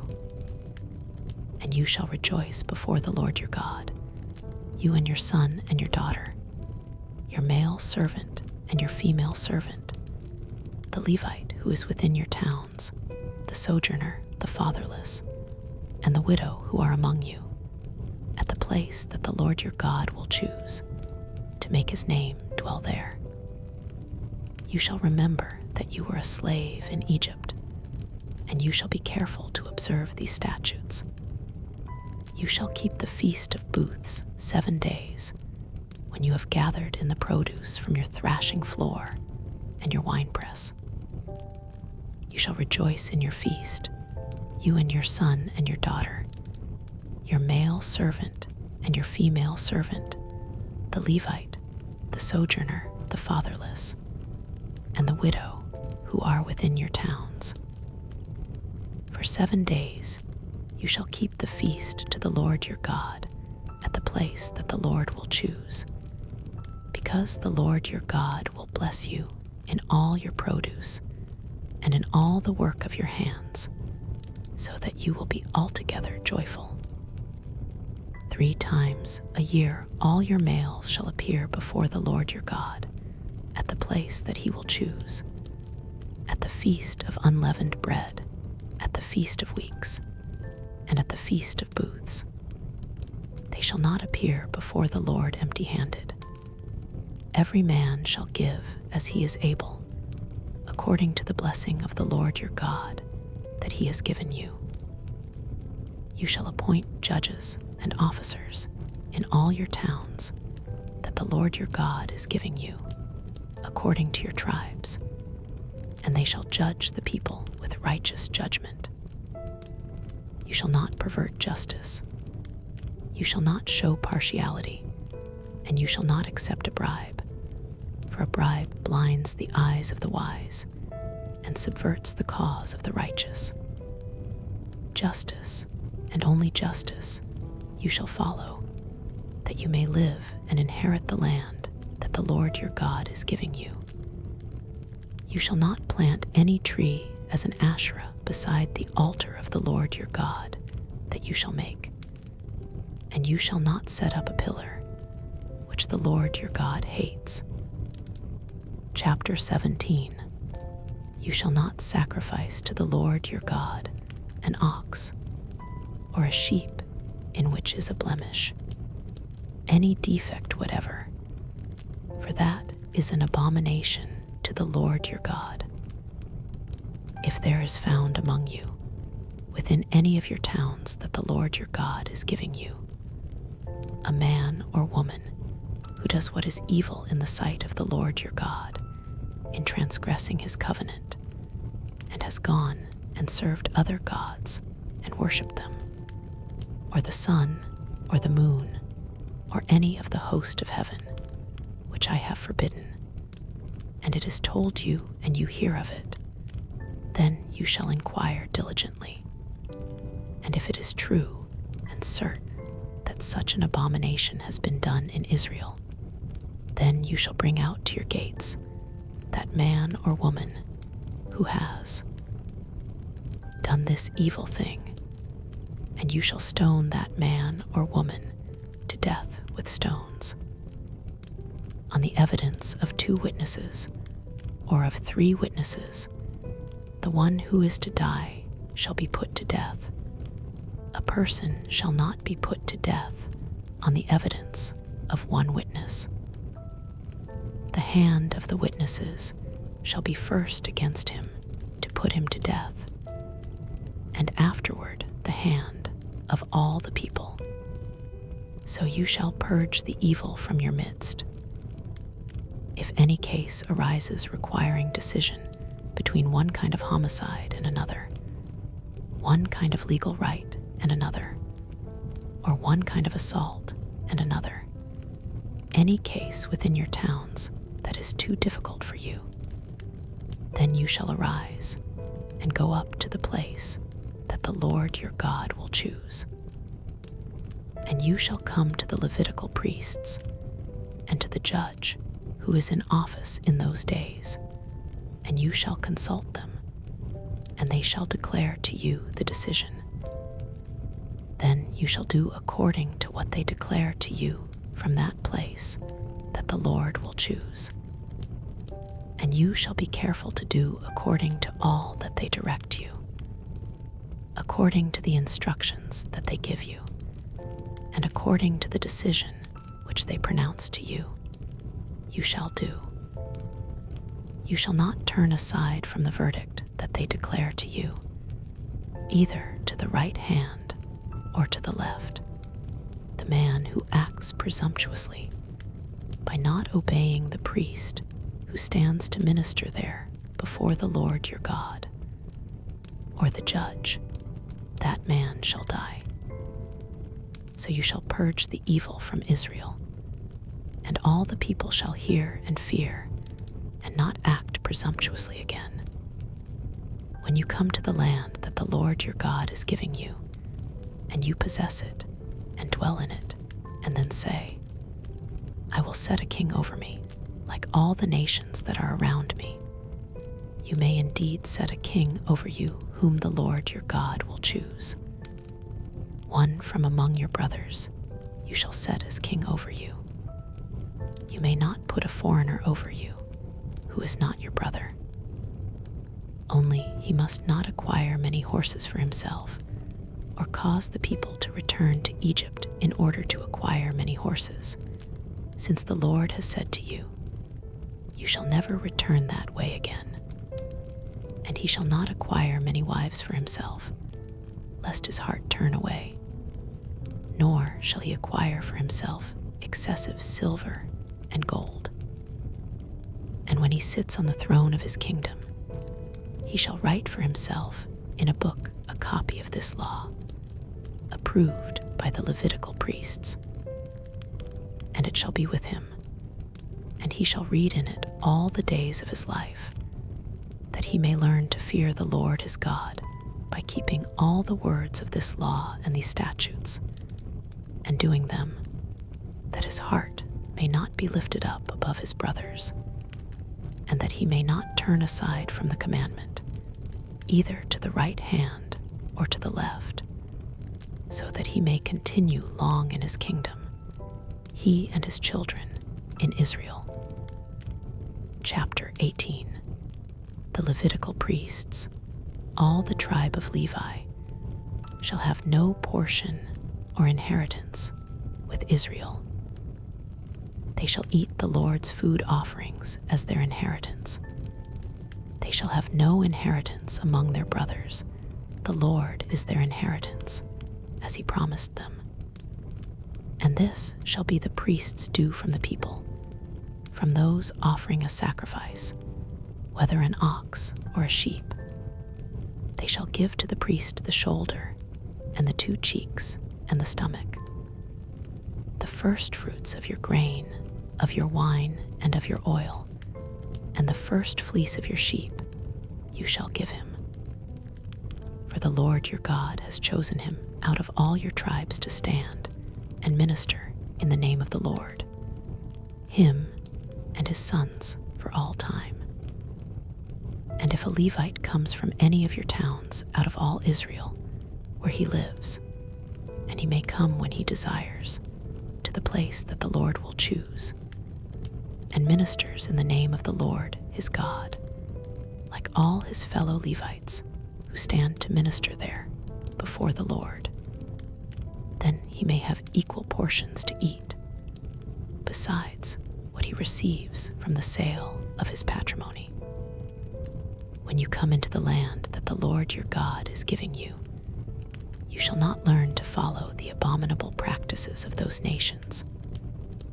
There shall not be found among you anyone who burns his son or his daughter as an offering, anyone who practices divination or tells fortunes or interprets omens, or a sorcerer or a charmer or a medium or a necromancer, or one who inquires of the dead.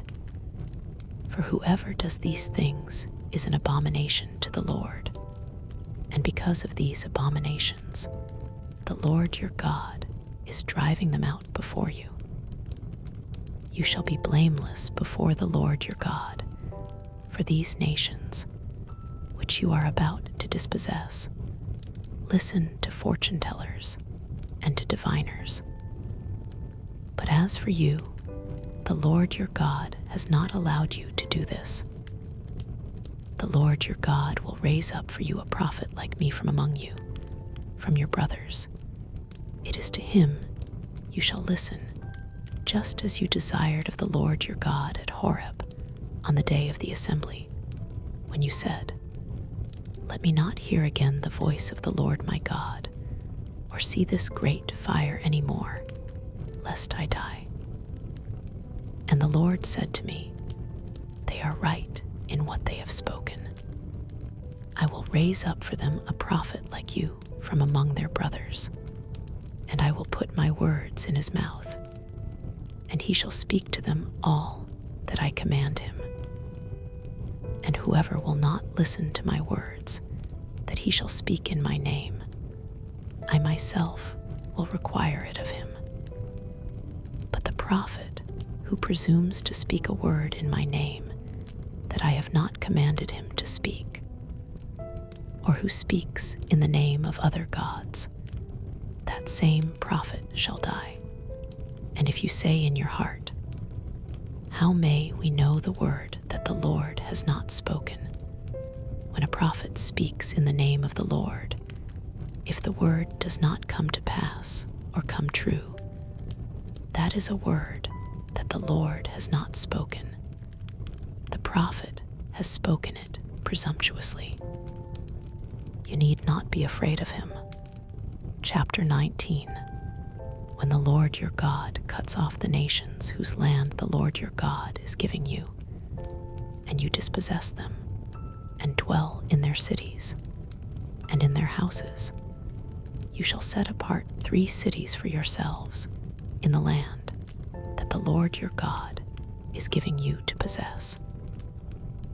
You shall measure the distances, and divide into 3 parts the area of the land that the Lord your God gives you as a possession, so that any manslayer can flee to them.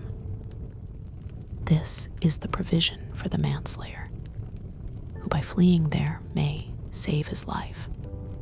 If anyone kills his neighbor unintentionally, without having hated him in the past, as when someone goes into the forest with his neighbor to cut wood, and his hand swings the axe to cut down a tree, and the head slips from the handle and strikes his neighbor so that he dies, he may flee to one of these cities and live, lest the avenger of blood in hot anger pursue the manslayer and overtake him, because the way is long, and strike him dead, though he did not deserve to die, since he had not hated his neighbor in the past.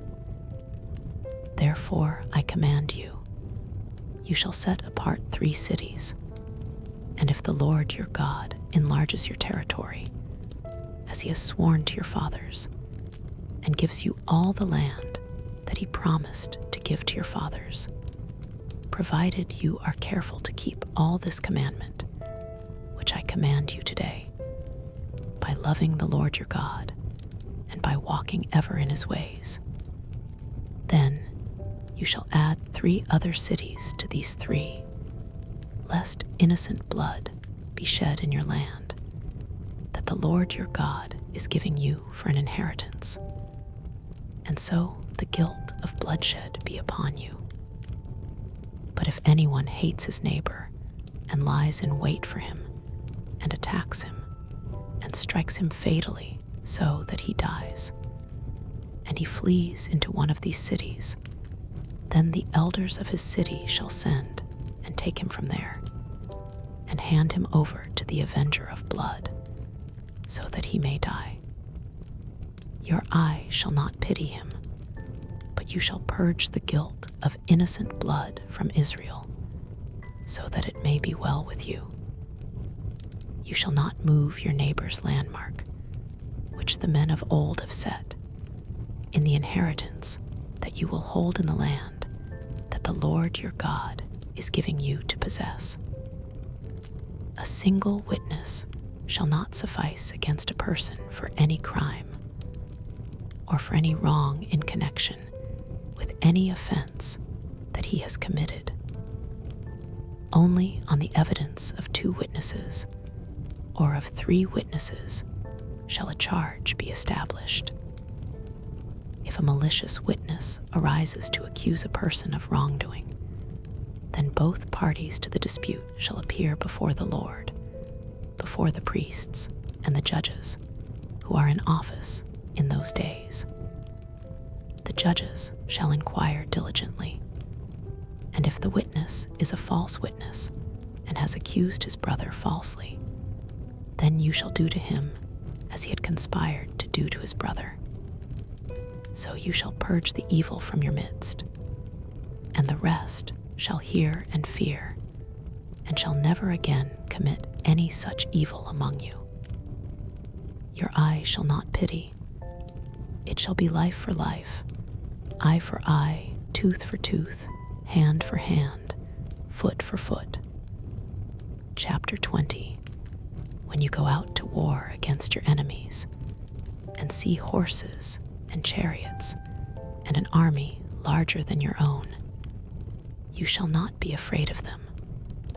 For the Lord your God is with you, who brought you up from the land of Egypt.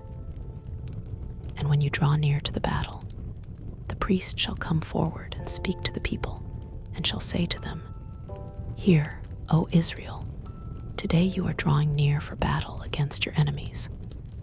Let not your heart faint. Do not fear or panic or be in dread of them. For the Lord your God is he who goes with you to fight for you against your enemies, to give you the victory. Then the officers shall speak to the people, saying, Is there any man who has built a new house and has not dedicated it?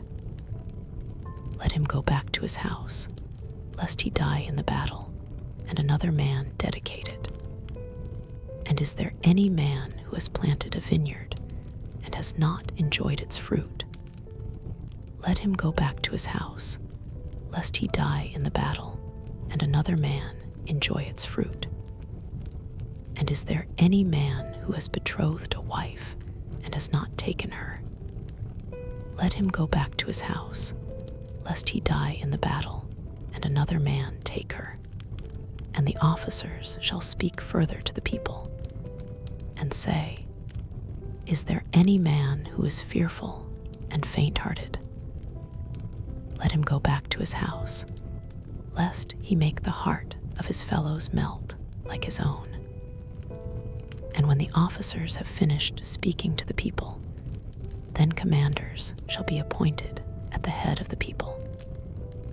When you draw near to a city to fight against it, offer terms of peace to it.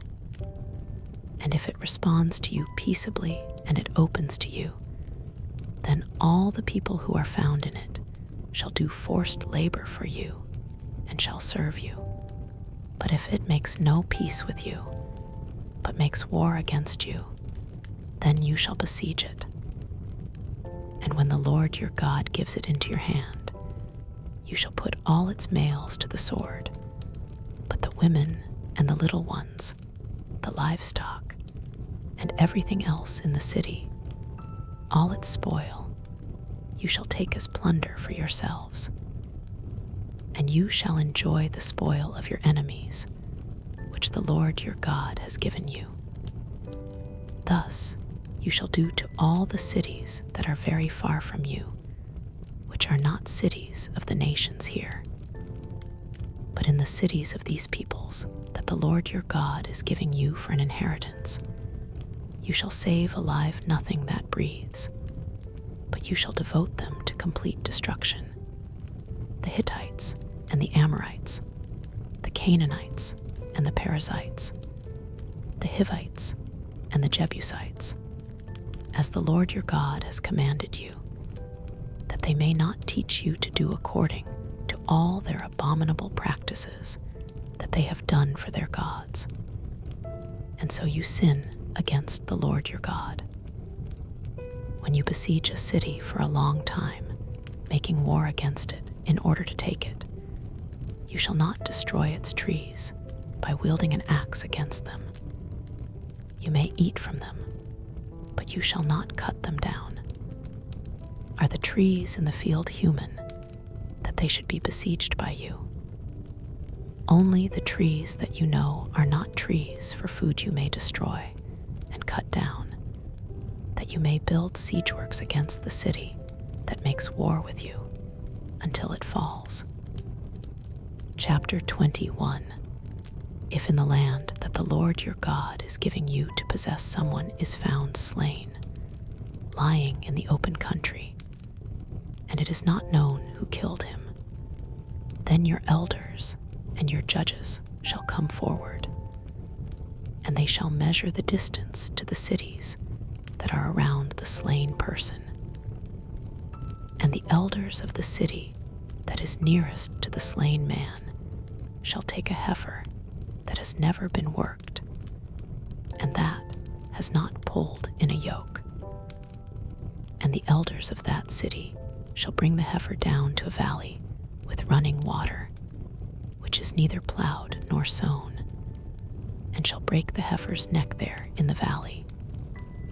Then the priests, the sons of Levi, shall come forward, for the Lord your God has chosen them to minister to him and to bless in the name of the Lord, and by their word every dispute and every assault shall be settled. And all the elders of that city nearest to the slain man shall wash their hands over the heifer whose neck was broken in the valley, and they shall testify, our hands did not shed this blood, nor did our eyes see it shed. Accept atonement, O Lord, for your people Israel, whom you have redeemed, and do not set the guilt of innocent blood in the midst of your people Israel, so that their blood guilt be atoned for. So you shall purge the guilt of innocent blood from your midst, when you do what is right in the sight of the Lord.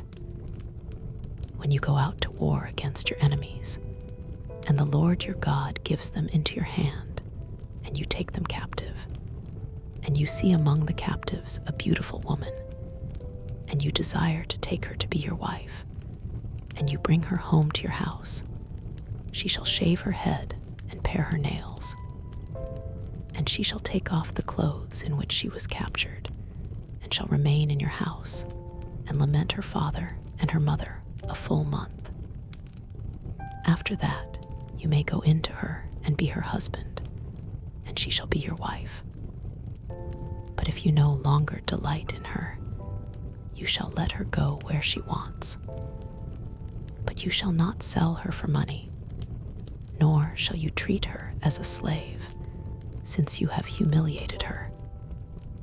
If a man has two wives, the one loved and the other unloved, and both the loved and the unloved have borne him children, and if the firstborn son belongs to the unloved, then on the day when he assigns his possessions as an inheritance to his sons, he may not treat the son of the loved as the firstborn in preference to the son of the unloved, who is the firstborn, but he shall acknowledge the firstborn, the son of the unloved, by giving him a double portion of all that he has, for he is the firstfruits of his strength. The right of the firstborn is his. If a man has a stubborn and rebellious son who will not obey the voice of his father or the voice of his mother, though they discipline him, will not listen to them. Then his father and his mother shall take hold of him and bring him out to the elders of his city at the gate of the place where he lives. And they shall say to the elders of his city, "This our son is stubborn and rebellious. He will not obey our voice. He is a glutton and a drunkard." Then all the men of the city shall stone him to death with stones. So you shall purge the evil from your midst, and all Israel shall hear and fear. And if a man has committed a crime punishable by death, and he is put to death, and you hang him on a tree, his body shall not remain all night on the tree, but you shall bury him the same day. For a hanged man is cursed by God. You shall not defile your land that the Lord your God is giving you for an inheritance. Chapter 22. You shall not see your brother's ox or his sheep going astray and ignore them. You shall take them back to your brother. And if he does not live near you and you do not know who he is, you shall bring it home to your house, and it shall stay with you until your brother seeks it. Then you shall restore it to him. And you shall do the same with his donkey, or with his garment, or with any lost thing of your brother's, which he loses and you find. You may not ignore it. You shall not see your brother's donkey or his ox fallen down by the way and ignore them. You shall help him to lift them up again. A woman shall not wear a man's garment, nor shall a man put on a woman's cloak. For whoever does these things is an abomination to the Lord your God. If you come across a bird's nest in any tree or on the ground, with young ones or eggs, and the mother sitting on the young or on the eggs, you shall not take the mother with the young. You shall let the mother go, but the young you may take for yourself, that it may go well with you, and that you may live long. You build a new house, you shall make a parapet for your roof, that you may not bring the guilt of blood upon your house, if anyone should fall from it. You shall not sow your vineyard with two kinds of seed, lest the whole yield be forfeited, the crop that you have sown, and the yield of the vineyard. You shall not plow with an ox and a donkey together. You shall not wear cloth of wool and linen mixed together. You shall make yourselves tassels on the four corners of the clothing with which you cover yourselves. If any man takes a wife and goes into her, and then begins to hate her and lays shameful charges against her, and brings an evil name upon her, saying, "I took this woman, and when I came near her, I did not find in her evidence of virginity," then the father of the young woman and her mother shall take and bring out the evidence of her virginity to the elders of the city in the gate. And the father of the young woman shall say to the elders, "I gave my daughter to this man to marry, and he hates her. And behold, he has made shameful charges against her, saying, I did not find in your daughter evidence of virginity. And yet this is the evidence of my daughter's virginity." And they shall spread the garment before the elders of the city. Then the elders of that city shall take the man and whip him, and they shall fine him 100 shekels of silver, and give them to the father of the young woman, because he has brought an evil name upon a virgin of Israel, and she shall be his wife. He may not divorce her all his days. But if the thing is true, that evidence of virginity was not found in the young woman, then they shall bring out the young woman to the door of her father's house, and the men of her city shall stone her to death with stones, because she she has done an outrageous thing in Israel by whoring in her father's house. So you shall purge the evil from your midst. If a man is found lying with the wife of another man, both of them shall die, the man who lay with the woman and the woman. So you shall purge the evil from Israel.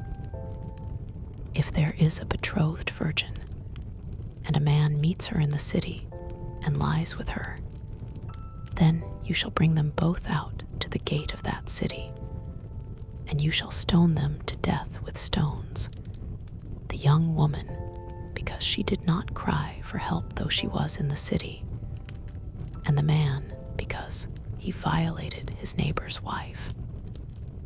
So you shall purge the evil from your midst. But if in the open country a man meets a young woman who is betrothed, and the man seizes her and lies with her, then only the man who lay with her shall die. But you shall do nothing to the young woman. She has committed no offense punishable by death. For this case is like that of a man attacking and murdering his neighbor, because he met her in the open country, and though the betrothed young woman cried for help, there was no one to rescue her.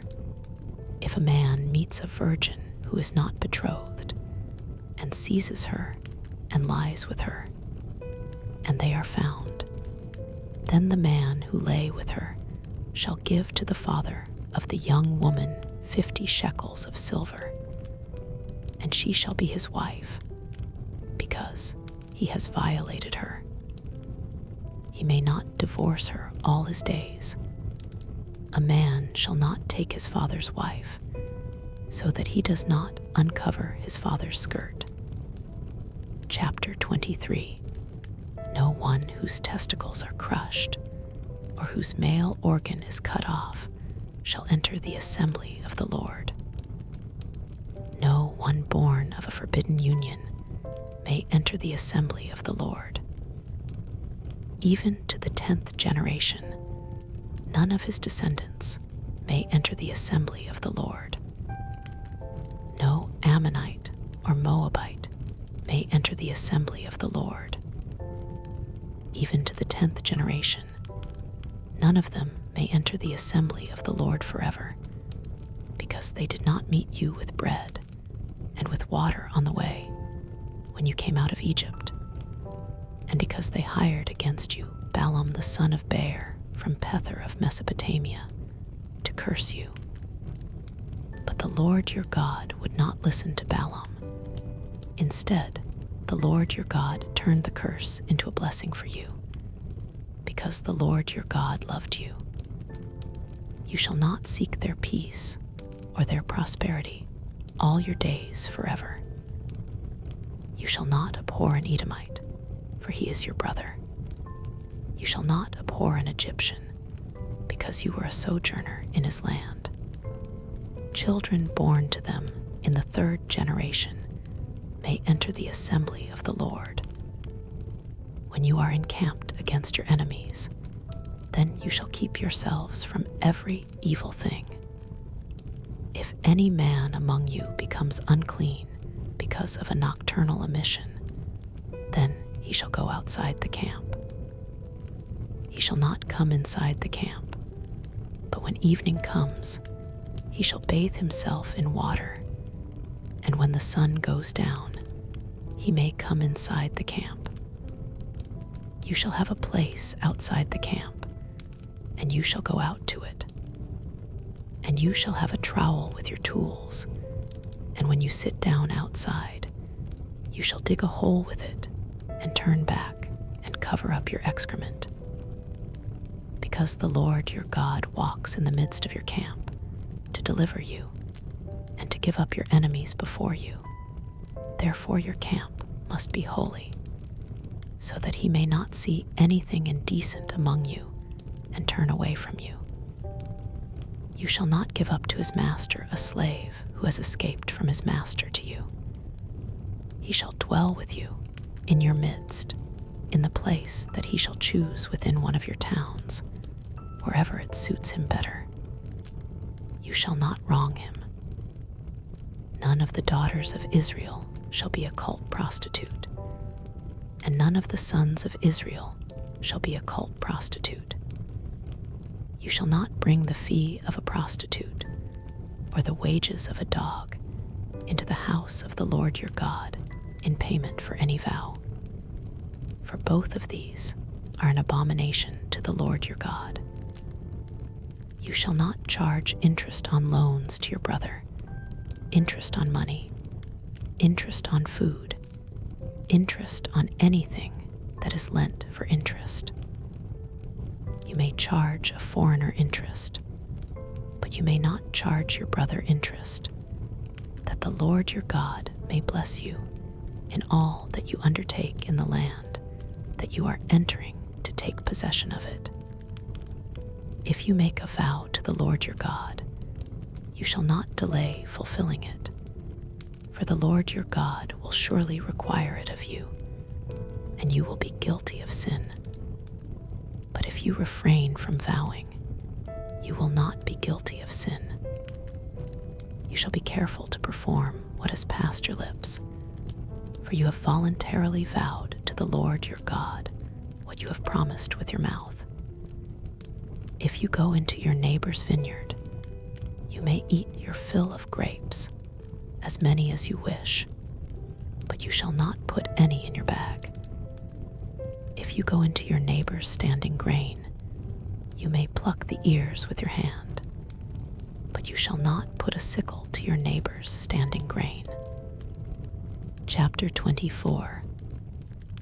When a man takes a wife and marries her, if then she finds no favor in his eyes, because he has found some indecency in her, and he writes her a certificate of divorce and puts it in her hand and sends her out of his house, and she departs out of his house, and if she goes and becomes another man's wife, and the latter man hates her and writes her a certificate of divorce and puts it in her hand and sends her out of his house, or if the latter man dies, who took her to be his wife, then her former husband, who sent her away, may not take her again to be his wife after she has been defiled, for that is an abomination before the Lord.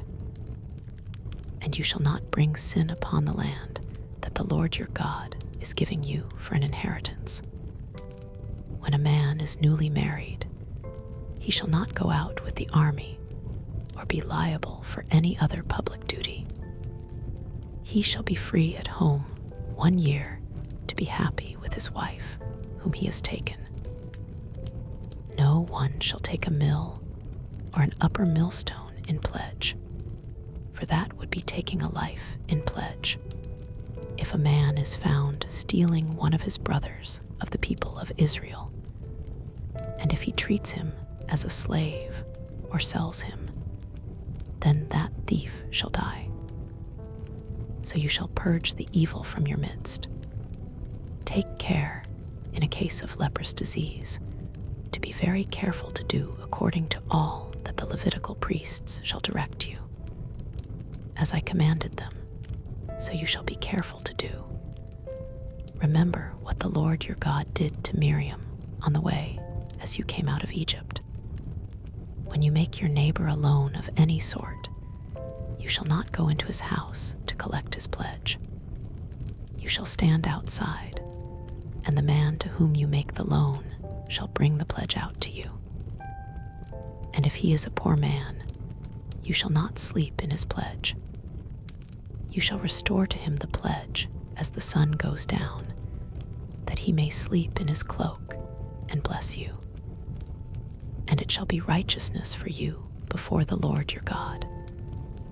You shall not oppress a hired servant who is poor and needy, whether he is one of your brothers or one of the sojourners who are in your land within your towns. You shall give him his wages on the same day before the sun goes down, for he is poor and counts on it, lest he cry against you to the Lord, and you be guilty of sin.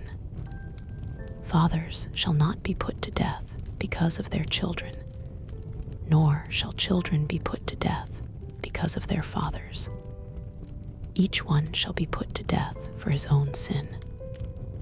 You shall not pervert the justice due to the sojourner or to the fatherless, or take a widow's garment in pledge. But you shall remember that you were a slave in Egypt, and the Lord your God redeemed you from there. Therefore I command you to do this. When you reap your harvest in your field and forget a sheaf in the field, you shall not go back to get it. It shall be for the sojourner, the fatherless, and the widow, that the Lord your God may bless you in all the work of your hands. When you beat your olive trees, you shall not go over them again. It shall be for the sojourner, the fatherless, and the widow. When you gather the grapes of your vineyard, you shall not strip it bare afterward. It shall be for the sojourner, the fatherless, and the widow. You shall remember that you were a slave in the land of Egypt. Therefore, I command you to do this. Chapter 25. If there is a dispute between men, and they come into court, and the judges decide between them, acquitting the innocent and condemning the guilty, then, if the guilty man deserves to be beaten, the judge shall cause him to lie down and be beaten in his presence, with a number of stripes in proportion to his offense. 40 stripes may be given him, but not more, lest, if one should go on to beat him with more stripes than these, your brother be degraded in your sight. You shall not muzzle an ox when it is treading out the grain. If brothers dwell together, and one of them dies and has no son, the wife of the dead man shall not be married outside the family to a stranger. Her husband's brother shall go into her and take her as his wife and perform the duty of a husband's brother to her. And the first son whom she bears shall succeed to the name of his dead brother, that his name may not be blotted out of Israel. And if the man does not wish to take his brother's wife, then his brother's wife shall go up to the gate to the elders and say, My husband's brother refuses to perpetuate his brother's name in Israel. He will not perform the duty of a husband's brother to me. Then the elders of his city shall call him and speak to him. And if he persists, saying, I do not wish to take her, then his brother's wife shall go up to him in the presence of the elders and pull his sandal off his foot and spit in his face. And she shall answer and say, So shall it be done to the man who does not build up his brother's house. And the name of his house shall be called in Israel, the house of him who had his sandal pulled off. When men fight with one another, and the wife of the one draws near to rescue her husband from the hand of him who is beating him, and puts out her hand and seizes him by his private parts, then you shall cut off her hand.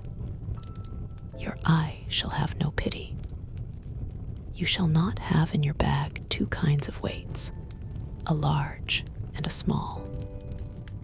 You shall not have in your house 2 kinds of measures, a large and a small. A full and fair weight you shall have, a full and fair measure you shall have, that your days may be long in the land that the Lord your God is giving you. For all who do such things, all who act dishonestly, are an abomination to the Lord your God. Remember what Amalek did to you on the way as you came out of Egypt, how he attacked you on the way when you were faint and weary, and cut off your rear, which lagged behind you, and he did not fear God. Therefore, when the Lord your God has given you rest from all your enemies around you, in the land that the Lord your God is giving you for an inheritance to possess, you shall blot out the memory of Amalek from under heaven. You shall not forget. Chapter 26. When you come into the land that the Lord your God is giving you for an inheritance, and have taken possession of it, and live in it, you shall take some of the first of all the fruit of the ground, which you harvest from your land that the Lord your God is giving you, and you shall put it in a basket, and you shall go to the place that the Lord your God will choose to make his name to dwell there. And you shall go to the priest who is in office at that time, and say to him, I declare today to the Lord your God that I have come into the land that the Lord swore to our fathers to give us. Then the priest shall take the basket from your hand and set it down before the altar of the Lord your God. And you shall make response before the Lord your God. A wandering Aramean was my father, and he went down into Egypt and sojourned there, few in number. And there he became a nation, great, mighty, and populous. And the Egyptians treated us harshly and humiliated us, and laid on us hard labor.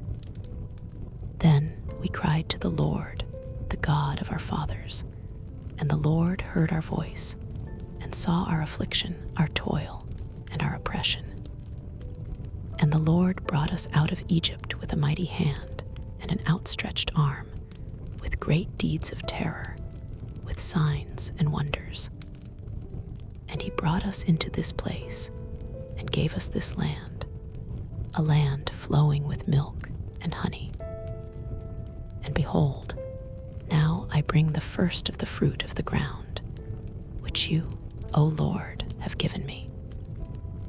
And you shall set it down before the Lord your God, and worship before the Lord your God. And you shall rejoice in all the good that the Lord your God has given to you, and to your house, you, and the Levite, and the sojourner who is among you. When you have finished paying all the tithe of your produce in the 3rd year, which is the year of tithing, giving it to the Levite, the sojourner, the fatherless, and the widow, so that they may eat within your towns and be filled, then you shall say before the Lord your God, I have removed the sacred portion out of my house, and moreover, I have given it to the Levite, the sojourner, the fatherless, and the widow, according to all your commandment that you have commanded me. I have not transgressed any of your commandments, nor have I forgotten them. I have not eaten of the tithe while I was mourning, or removed any of it while I was unclean, or offered any of it to the dead. I have obeyed the voice of the Lord my God. I have done according to all that you have commanded me. Look down from your holy habitation, from heaven, and bless your people, Israel, and the ground that you have given us, as you swore to our fathers, a land flowing with milk and honey. This day the Lord your God commands you to do these statutes and rules. You shall therefore be careful to do them with all your heart and with all your soul. You have declared today that the Lord is your God, and that you will walk in his ways, and keep his statutes, and his commandments, and his rules, and will obey his voice. And the Lord has declared today that you are a people for his treasured possession, as he has promised you, and that you are to keep all his commandments, and that he will set you in praise and in fame and in honor high above all nations that he has made, and that you shall be a people holy to the Lord your God, as he promised. Chapter 27. Now Moses and the elders of Israel commanded the people, saying, Keep the whole commandment that I command you today. And on the day you cross over the Jordan to the land that the Lord your God is giving you, you shall set up large stones and plaster them with plaster. And you shall write on them all the words of this law when you cross over to enter the land that the Lord your God is giving you, a land flowing with milk and honey, as the Lord, the God of your fathers, has promised you. And when you have crossed over the Jordan, you shall set up these stones, concerning which I command you today, on Mount Ebal, and you shall plaster them with plaster. And there you shall build an altar to the Lord your God, an altar of stones. You shall wield no iron tool on them. You shall build an altar to the Lord your God of uncut stones. And you shall offer burnt offerings on it to the Lord your God. And you shall sacrifice peace offerings, and shall eat there. And you shall rejoice before the Lord your God. And you shall write on the stones all the words of this law very plainly. Then Moses and the Levitical priests spoke to all Israel, saying, Keep silence and hear, O Israel. This day you have become the people of the Lord your God. You shall therefore obey the voice of the Lord your God, keeping his commandments and his statutes, which I command you today. That day Moses charged the people, saying, When you have crossed over the Jordan, these shall stand on Mount Gerizim to bless the people: Simeon, Levi, Judah, Issachar, Joseph, and Benjamin. And these shall stand on Mount Ebal for the curse: Reuben, Gad, Asher, Zebulun, Dan, and Naphtali. And the Levites shall declare to all the men of Israel in a loud voice, Cursed be the man who makes a carved or cast metal image, an abomination to the Lord, a thing made by the hands of a craftsman, and sets it up in secret. And all the people shall answer and say, Amen. Cursed be anyone who dishonors his father or his mother. And all the people shall say, Amen. Cursed be anyone who moves his neighbor's landmark. And all the people shall say, Amen. Cursed be anyone who misleads a blind man on the road. And all the people shall say, Amen. Cursed be anyone who perverts the justice due to the sojourner, the fatherless, and the widow. And all the people shall say, Amen. Cursed be anyone who lies with his father's wife, because he has uncovered his father's skirt. And all the people shall say, Amen. Cursed be anyone who lies with any kind of animal. And all the people shall say, Amen. Cursed be anyone who lies with his sister, whether the daughter of his father or the daughter of his mother. And all the people shall say, Amen. Cursed be anyone who lies with his mother-in-law. And all the people shall say, Amen. Cursed be anyone who strikes down his neighbor in secret. And all the people shall say, Amen. Cursed be anyone who takes a bribe to shed innocent blood. And all the people shall say, Amen. Cursed be anyone who does not confirm the words of this law by doing them. And all the people shall say, Amen. Chapter 28. And if you faithfully obey the voice of the Lord your God, being careful to do all his commandments that I command you today, the Lord your God will set you high above all the nations of the earth. And all these blessings shall come upon you and overtake you if you obey the voice of the Lord your God. Blessed shall you be in the city, and blessed shall you be in the field. Blessed shall be the fruit of your womb, and the fruit of your ground, and the fruit of your cattle, the increase of your herds, and the young of your flock. Blessed shall be your basket and your kneading bowl. Blessed shall you be when you come in, and blessed shall you be when you go out. The Lord will cause your enemies who rise against you to be defeated before you. They shall come out against you one way and flee before you 7 ways. The Lord will command the blessing on you in your barns and in all that you undertake. And he will bless you in the land that the Lord your God is giving you. The Lord will establish you as a people holy to himself, as he has sworn to you, if you keep the commandments of the Lord your God and walk in his ways. And all the peoples of the earth shall see that you are called by the name of the Lord, and they shall be afraid of you. And the Lord will make you abound in prosperity, in the fruit of your womb, and in the fruit of your livestock, and in the fruit of your ground, within the land that the Lord swore to your fathers to give you. The Lord will open to you his good treasury, the heavens, to give the rain for your land in its season, and to bless all the work of your hands.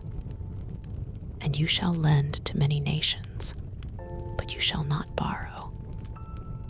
And the Lord will make you the head, and not the tail, and you shall only go up and not down, if you obey the commandments of the Lord your God, which I command you today, being careful to do them. And if you do not turn aside from any of the words that I command you today, to the right hand or to the left, to go after other gods to serve them, but if you will not obey the voice of the Lord your God, or be careful to do all his commandments and his statutes that I command you today, then all these curses shall come upon you and overtake you. Cursed shall you be in the city, and cursed shall you be in the field. Cursed shall be your basket and your kneading bowl. Cursed shall be the fruit of your womb and the fruit of your ground, the increase of your herds and the young of your flock. Cursed shall you be when you come in, and cursed shall you be when you go out.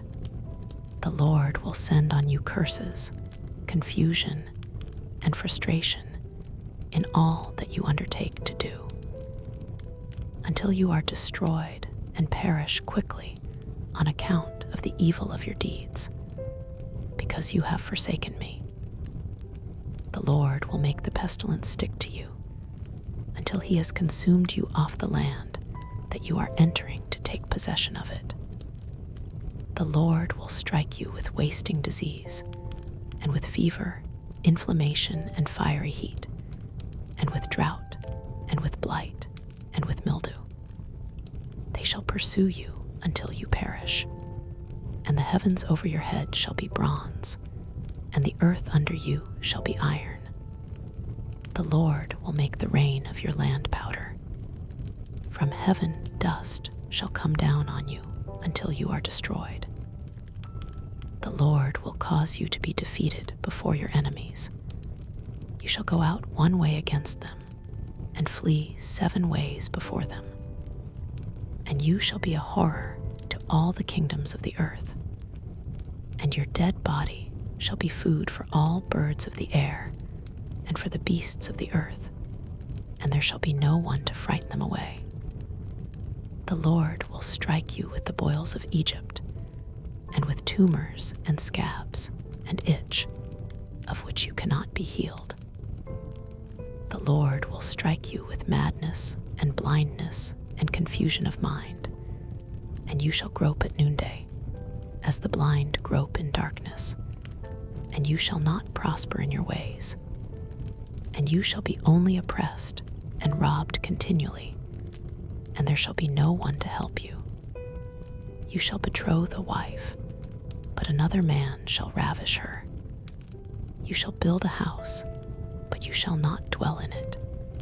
You shall plant a vineyard, but you shall not enjoy its fruit. Your ox shall be slaughtered before your eyes, but you shall not eat any of it. Your donkey shall be seized before your face, but shall not be restored to you. Your sheep shall be given to your enemies, but there shall be no one to help you. Your sons and your daughters shall be given to another people, while your eyes look on and fail with longing for them all day long, but you shall be helpless.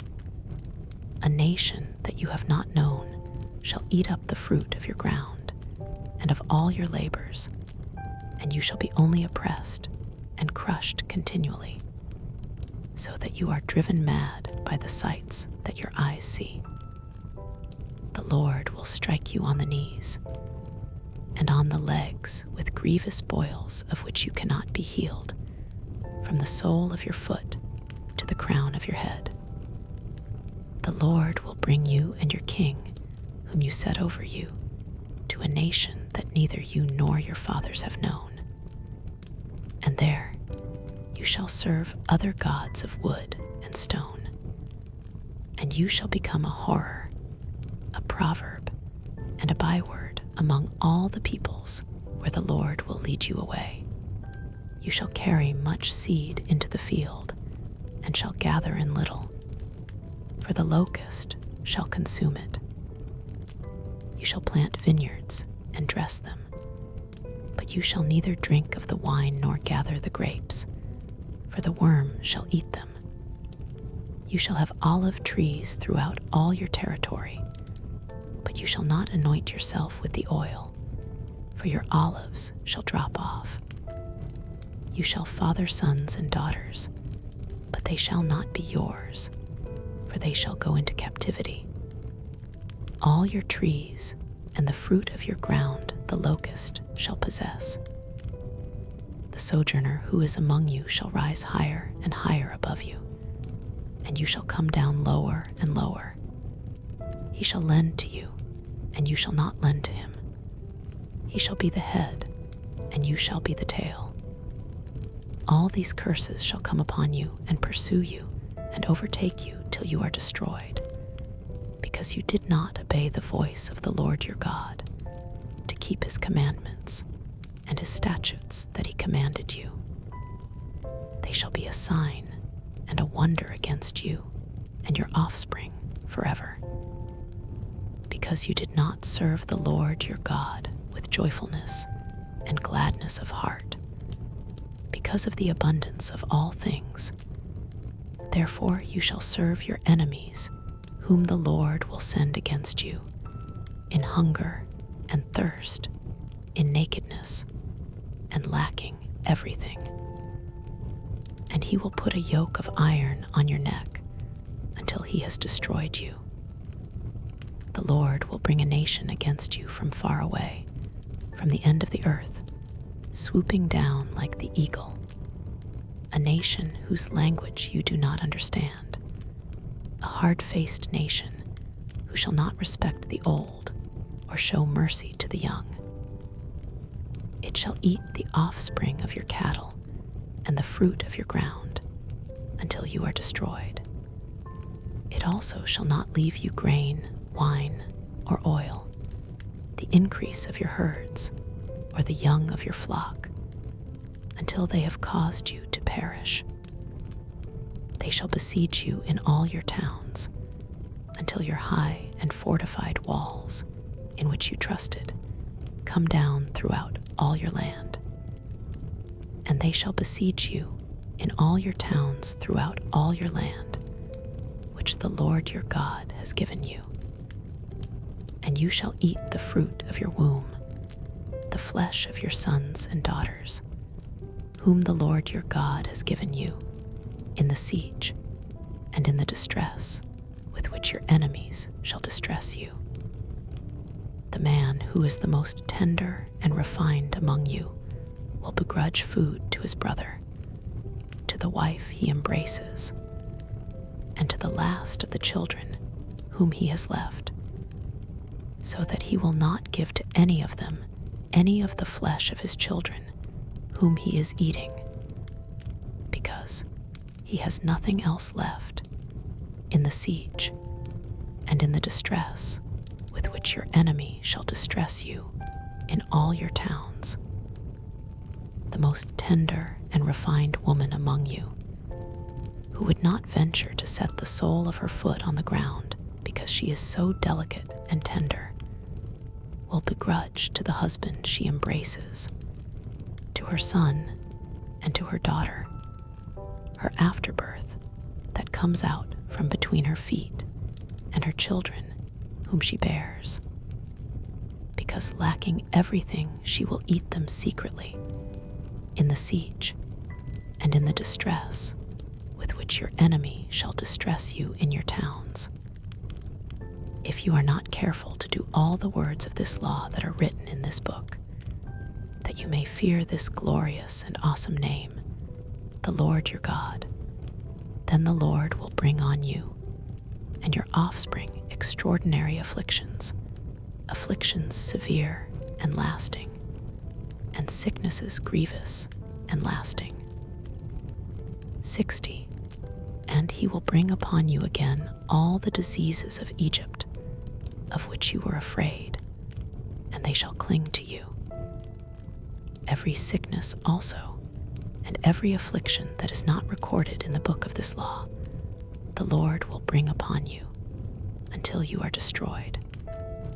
Whereas you were as numerous as the stars of heaven, you shall be left few in number, because you did not obey the voice of the Lord your God. And as the Lord took delight in doing you good and multiplying you, so the Lord will take delight in bringing ruin upon you and destroying you. And you shall be plucked off the land that you are entering to take possession of it. And the Lord will scatter you among all peoples, from one end of the earth to the other. And there you shall serve other gods of wood and stone, which neither you nor your fathers have known. And among these nations you shall find no respite, and there shall be no resting place for the sole of your foot. But the Lord will give you there a trembling heart and failing eyes and a languishing soul. Your life shall hang in doubt before you. Night and day you shall be in dread and have no assurance of your life. In the morning you shall say, if only it were evening. And at evening you shall say, if only it were morning. Because of the dread that your heart shall feel, and the sights that your eyes shall see. And the Lord will bring you back in ships to Egypt, a journey that I promised that you should never make again. And there you shall offer yourselves for sale to your enemies as male and female slaves, but there will be no buyer. Chapter 29. These are the words of the covenant that the Lord commanded Moses to make with the people of Israel in the land of Moab, besides the covenant that he had made with them at Horeb. And Moses summoned all Israel and said to them, you have seen all that the Lord did before your eyes in the land of Egypt, to Pharaoh and to all his servants, and to all his land, the great trials that your eyes saw, the signs, and those great wonders. But to this day, the Lord has not given you a heart to understand, or eyes to see, or ears to hear. I have led you 40 years in the wilderness. Your clothes have not worn out on you, and your sandals have not worn off your feet. You have not eaten bread, and you have not drunk wine or strong drink, that you may know that I am the Lord your God. And when you came to this place, Sihon the king of Heshbon and Og, the king of Bashan, came out against us to battle, but we defeated them. We took their land and gave it for an inheritance to the Reubenites, the Gadites, and the half-tribe of the Manassites. Therefore keep the words of this covenant and do them, that you may prosper in all that you do. You are standing today, all of you, before the Lord your God, the heads of your tribes, your elders, and your officers, all the men of Israel, your little ones, your wives, and the sojourner who is in your camp, from the one who chops your wood to the one who draws your water, so that you may enter into the sworn covenant of the Lord your God, which the Lord your God is making with you today. 13, that he may establish you today as his people, and that he may be your God, as he promised you, and as he swore to your fathers, to Abraham, to Isaac, and to Jacob. It is not with you alone that I am making this sworn covenant, but with whoever is standing here with us today before the Lord our God, and with whoever is not here with us today. You know how we lived in the land of Egypt, and how we came through the midst of the nations through which you passed. And you have seen their detestable things, their idols of wood and stone, of silver and gold, which were among them. Beware lest there be among you a man, or woman, or clan, or tribe, whose heart is turning away today from the Lord our God to go and serve the gods of those nations. Beware lest there be among you a root bearing poisonous and bitter fruit, one who, when he hears the words of this sworn covenant, blesses himself in his heart, saying, I shall be safe, though I walk in the stubbornness of my heart. This will lead to the sweeping away of moist and dry alike. The Lord will not be willing to forgive him, but rather the anger of the Lord and his jealousy will smoke against that man, and the curses written in this book will settle upon him, and the Lord will blot out his name from under heaven, and the Lord will single him out from all the tribes of Israel for calamity, in accordance with all the curses of the covenant written in this book of the law. And the next generation, your children who rise up after you, and the foreigner who comes from a far land, will say, when they see the afflictions of that land, and the sicknesses with which the Lord has made it sick, the whole land burned out with brimstone and salt, nothing sown and nothing growing, where no plant can sprout, an overthrow like that of Sodom and Gomorrah, Admah and Zeboim, which the Lord overthrew in his anger and wrath. All the nations will say, why has the Lord done thus to this land? What caused the heat of this great anger?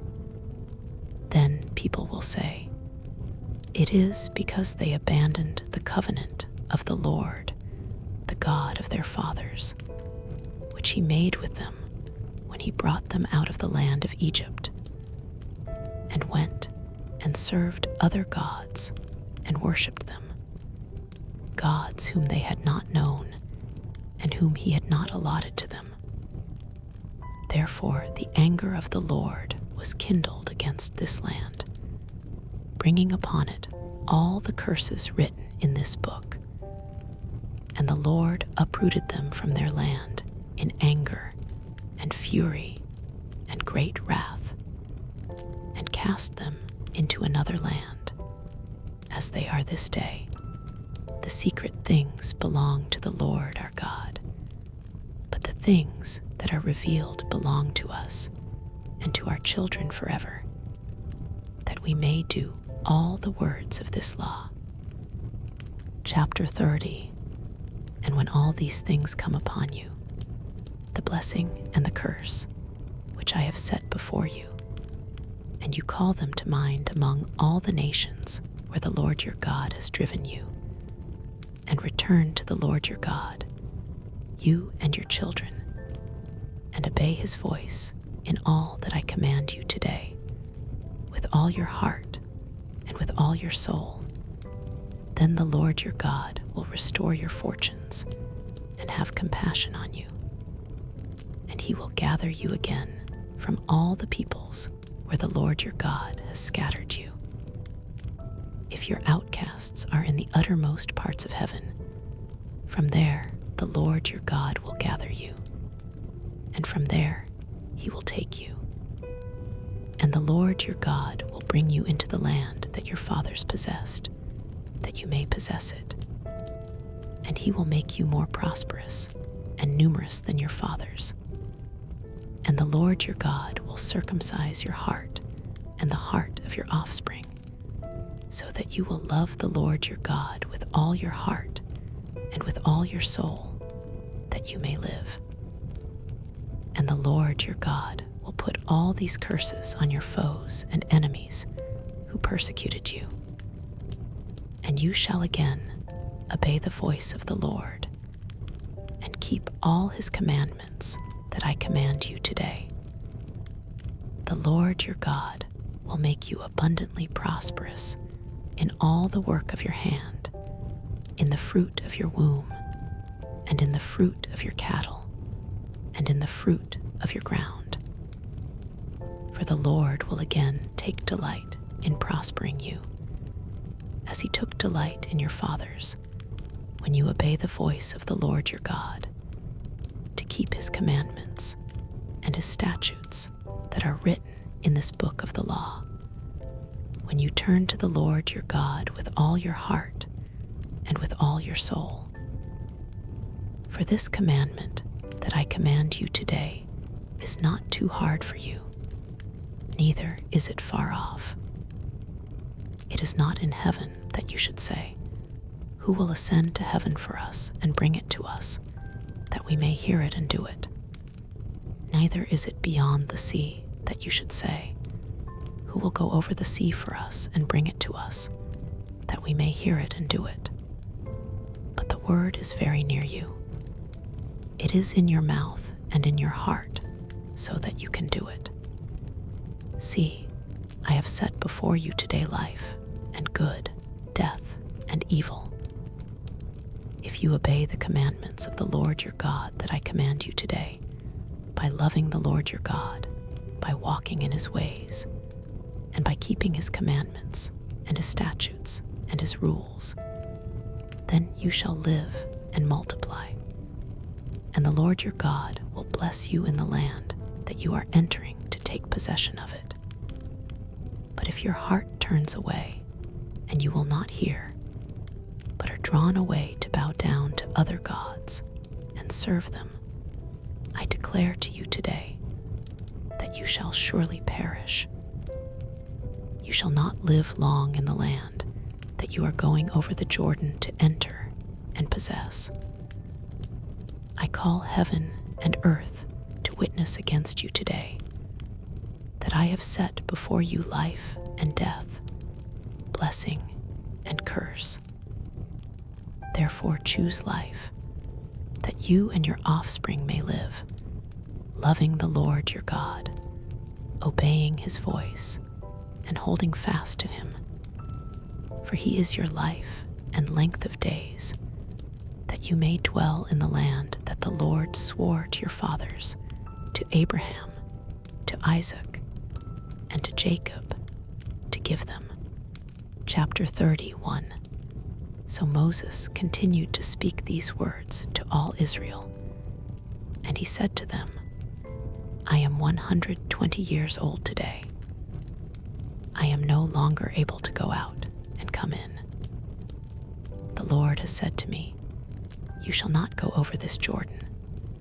The Lord your God himself will go over before you. He will destroy these nations before you, so that you shall dispossess them, and Joshua will go over at your head, as the Lord has spoken. And the Lord will do to them as he did to Sihon and Og, the kings of the Amorites, and to their land, when he destroyed them. And the Lord will give them over to you, and you shall do to them according to the whole commandment that I have commanded you. Be strong and courageous. Do not fear or be in dread of them, for it is the Lord your God who goes with you. He will not leave you or forsake you. Then Moses summoned Joshua and said to him in the sight of all Israel, Be strong and courageous, for you shall go with this people into the land that the Lord has sworn to their fathers to give them, and you shall put them in possession of it. It is the Lord who goes before you. He will be with you. He will not leave you or forsake you. Do not fear or be dismayed. Then Moses wrote this law and gave it to the priests, the sons of Levi, who carried the ark of the covenant of the Lord, and to all the elders of Israel. And Moses commanded them, at the end of every 7 years, at the set time in the year of release, at the Feast of Booths, when all Israel comes to appear before the Lord your God at the place that he will choose, you shall read this law before all Israel in their hearing.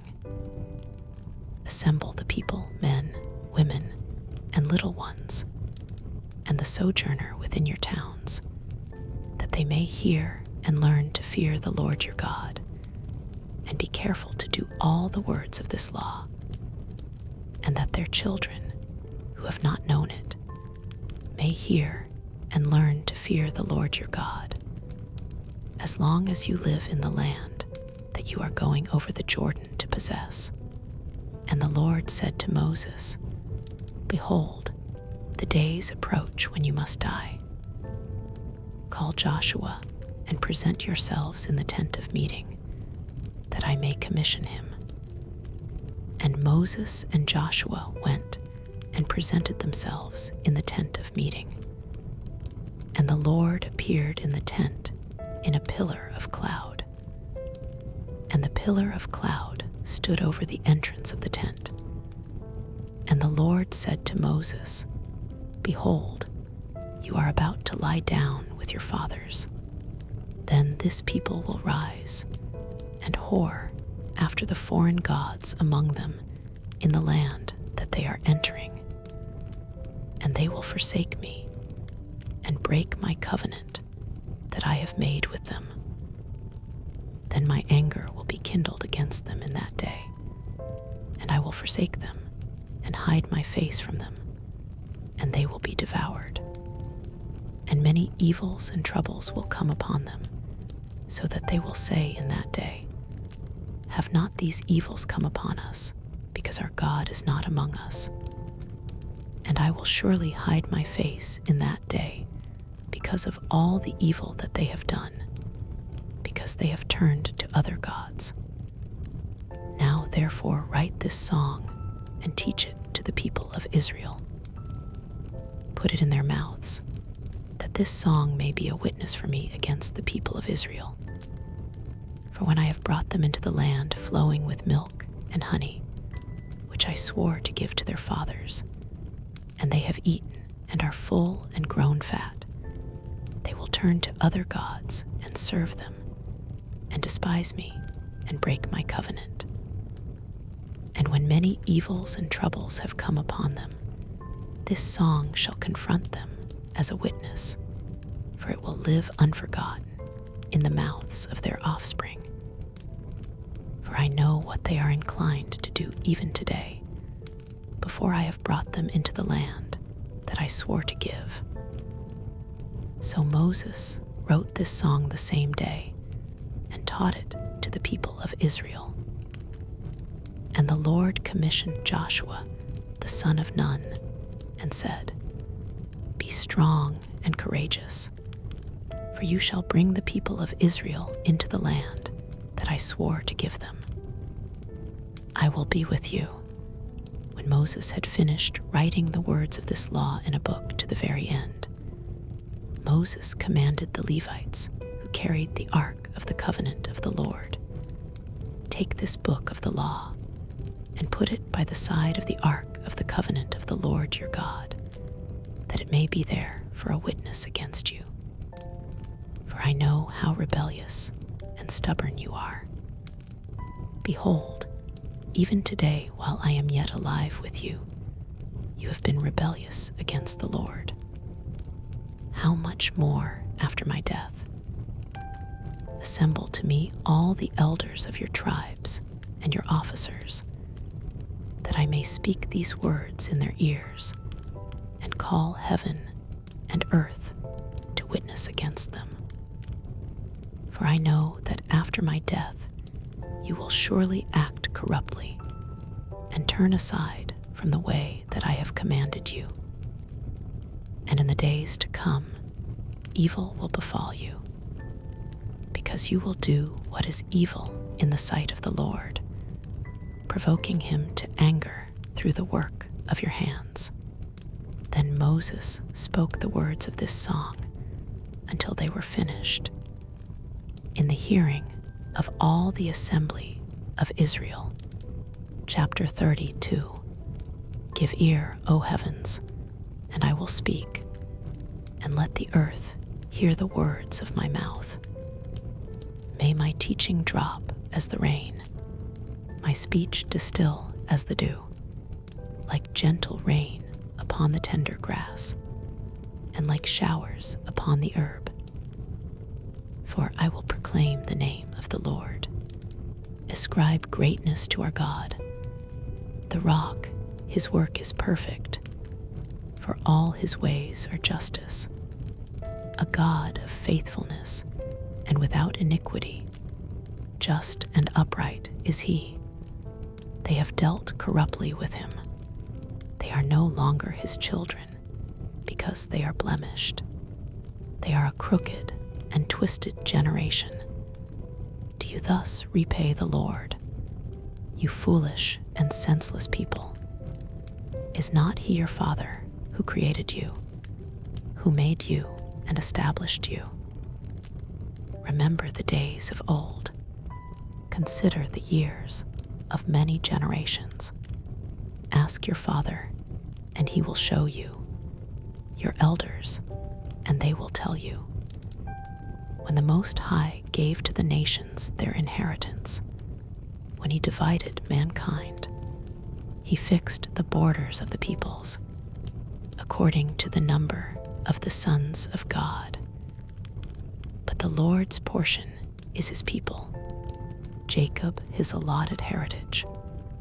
He found him in a desert land, and in the howling waste of the wilderness. He encircled him, he cared for him, he kept him as the apple of his eye.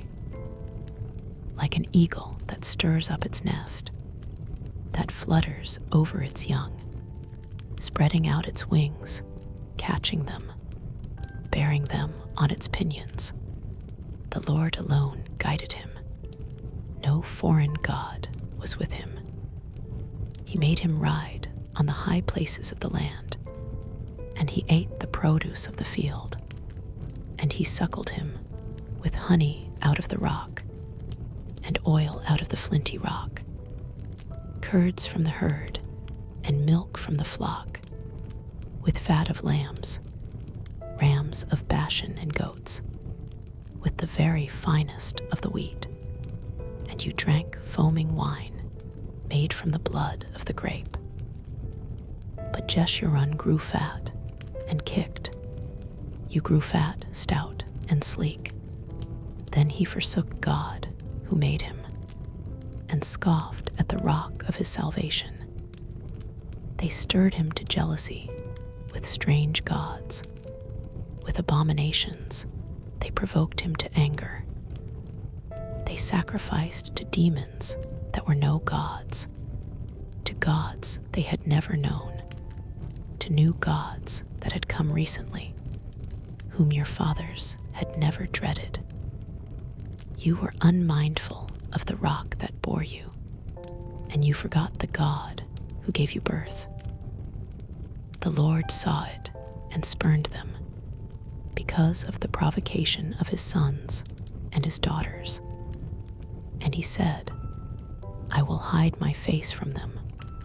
I will see what their end will be, for they are a perverse generation, children in whom is no faithfulness. They have made me jealous with what is no God. They have provoked me to anger with their idols. So I will make them jealous with those who are no people.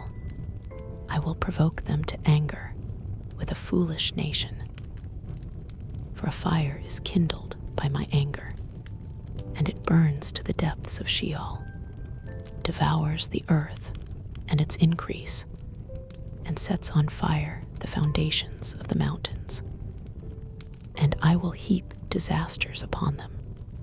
I will spend my arrows on them. They shall be wasted with hunger, and devoured by plague, and poisonous pestilence. I will send the teeth of beasts against them, with the venom of things that glide in the dust.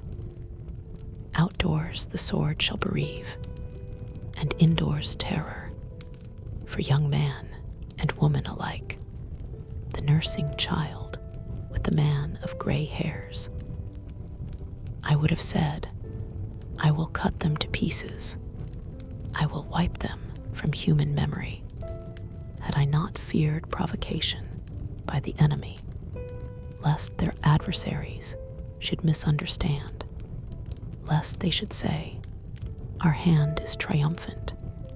It was not the Lord who did all this, for they are a nation void of counsel, and there is no understanding in them. If they were wise, they would understand this. They would discern their latter end.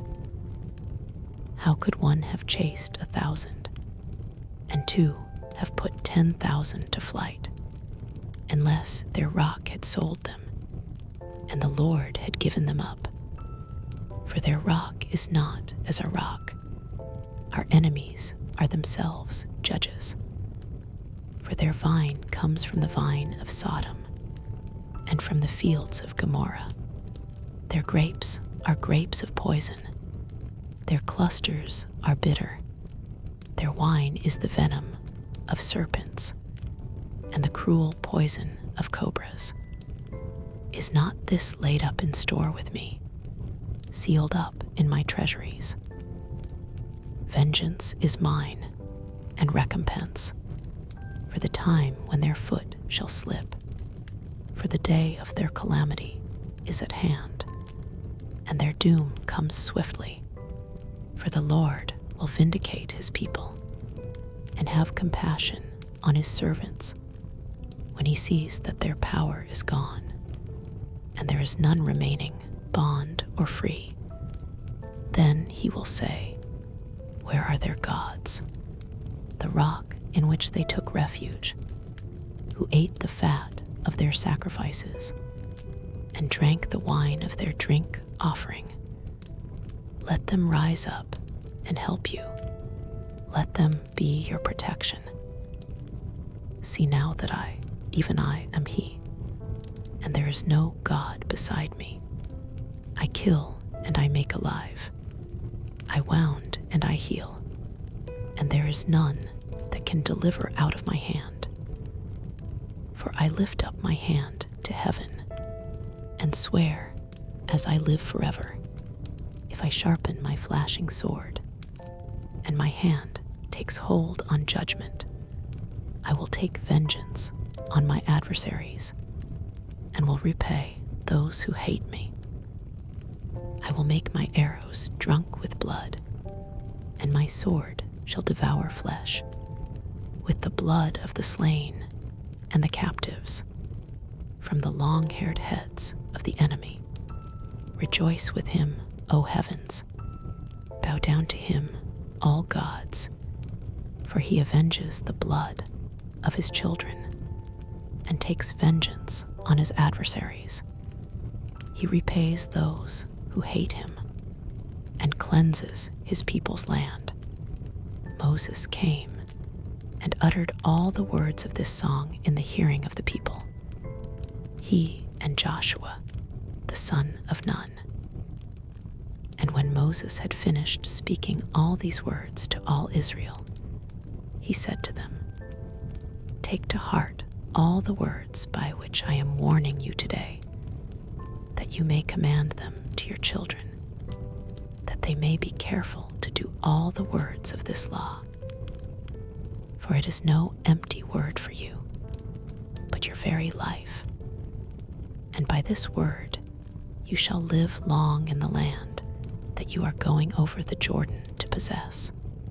That very day the Lord spoke to Moses, "Go up this mountain of the Abarim, Mount Nebo, which is in the land of Moab, opposite Jericho, and view the land of Canaan, which I am giving to the people of Israel for a possession. And die on the mountain which you go up, and be gathered to your people, as Aaron your brother died on Mount Hor and was gathered to his people, because you broke faith with me in the midst of the people of Israel at the waters of Meribah Kadesh, in the wilderness of Zin, and because you did not treat me as holy in the midst of the people of Israel. For you shall see the land before you, but you shall not go there, into the land that I am giving to the people of Israel." Chapter 33.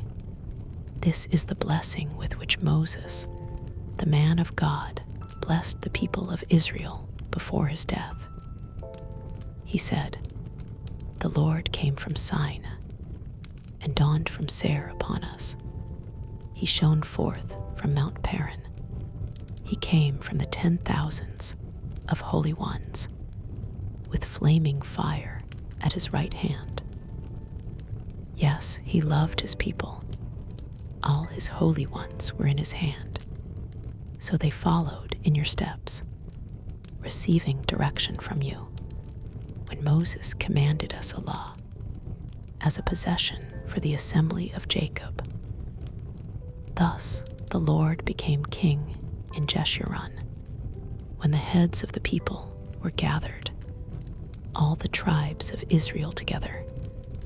Let Reuben live and not die, but let his men be few." And this he said of Judah, "Hear, O Lord, the voice of Judah, and bring him in to his people. With your hands contend for him, and be a help against his adversaries." And of Levi he said, "Give to Levi your Thummim, and your Urim to your godly one, whom you tested at Massah, with whom you quarreled at the waters of Meribah, who said of his father and mother, 'I regard them not.' He disowned his brothers and ignored his children, for they observed your word and kept your covenant. They shall teach Jacob your rules, and Israel your law. They shall put incense before you, and whole burnt offerings on your altar. Bless, O Lord, his substance, and accept the work of his hands. Crush the loins of his adversaries, of those who hate him, that they rise not again. Of Benjamin he said, 'The beloved of the Lord dwells in safety.' The high God surrounds him all day long, and dwells between his shoulders. And of Joseph he said, "Blessed by the Lord be his land, with the choicest gifts of heaven above, and of the deep that crouches beneath, with the choicest fruits of the sun, and the rich yield of the months, with the finest produce of the ancient mountains, and the abundance of the everlasting hills, with the best gifts of the earth and its fullness, and the favor of him who dwells in the bush. May these rest on the head of Joseph, on the brow of him who is prince among his brothers. A firstborn bull he has majesty, and his horns are the horns of a wild ox. With them he shall gore the peoples, all of them, to the ends of the earth. They are the 10,000s of Ephraim, and they are the thousands of Manasseh. And of Zebulun he said, Rejoice, Zebulun, in your going out, and Issachar in your tents. They shall call peoples to their mountain.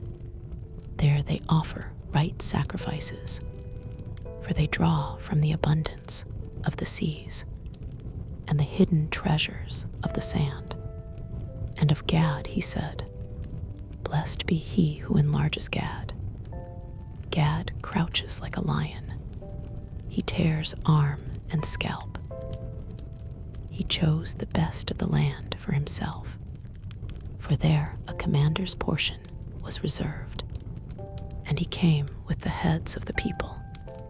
With Israel he executed the justice of the Lord, and his judgments for Israel.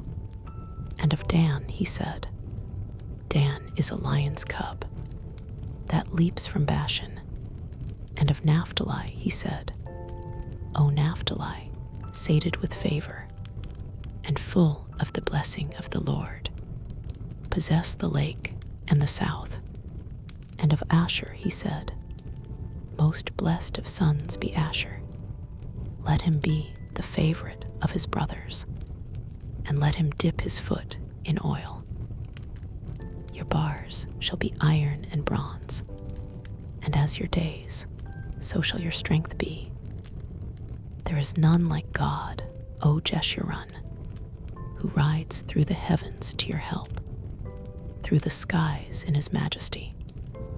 The eternal God is your dwelling place, and underneath are the everlasting arms. And he thrust out the enemy before you, and said, Destroy. So Israel lived in safety. Jacob abode alone, in a land of grain and wine, whose heavens drop down dew. Happy are you, O Israel. Who is like you, a people saved by the Lord, the shield of your help, and the sword of your triumph. Your enemies shall come fawning to you, and you shall tread upon their backs. Chapter 34. Then Moses went up from the plains of Moab to Mount Nebo, to the top of Pisgah, which is opposite Jericho. And the Lord showed him all the land, Gilead as far as Dan, all Naphtali, the land of Ephraim and Manasseh, all the land of Judah as far as the western sea, the Negeb, and the plain, that is, the valley of Jericho, the city of palm trees, as far as Zor. And the Lord said to him, This is the land of which I swore to Abraham, to Isaac, and to Jacob. I will give it to your offspring. I have let you see it with your eyes, but you shall not go over there. So Moses, the servant of the Lord, died there in the land of Moab, according to the word of the Lord. And he buried him in the valley, in the land of Moab, opposite Beth Peor. But no one knows the place of his burial to this day. Moses was 120 years old when he died. His eye was undimmed, and his vigor unabated. And the people of Israel wept for Moses in the plains of Moab 30 days. Then the days of weeping and mourning for Moses were ended. And Joshua, the son of Nun, was full of the spirit of wisdom, for Moses had laid his hands on him. So the people of Israel obeyed him and did as the Lord had commanded Moses. And there has not arisen a prophet since in Israel like Moses, whom the Lord knew face to face, none like him for all the signs and the wonders that the Lord sent him to do in the land of Egypt, to Pharaoh and to all his servants and to all his land, and for all the mighty power and all the great and awesome deeds that Moses did in the sight of all Israel.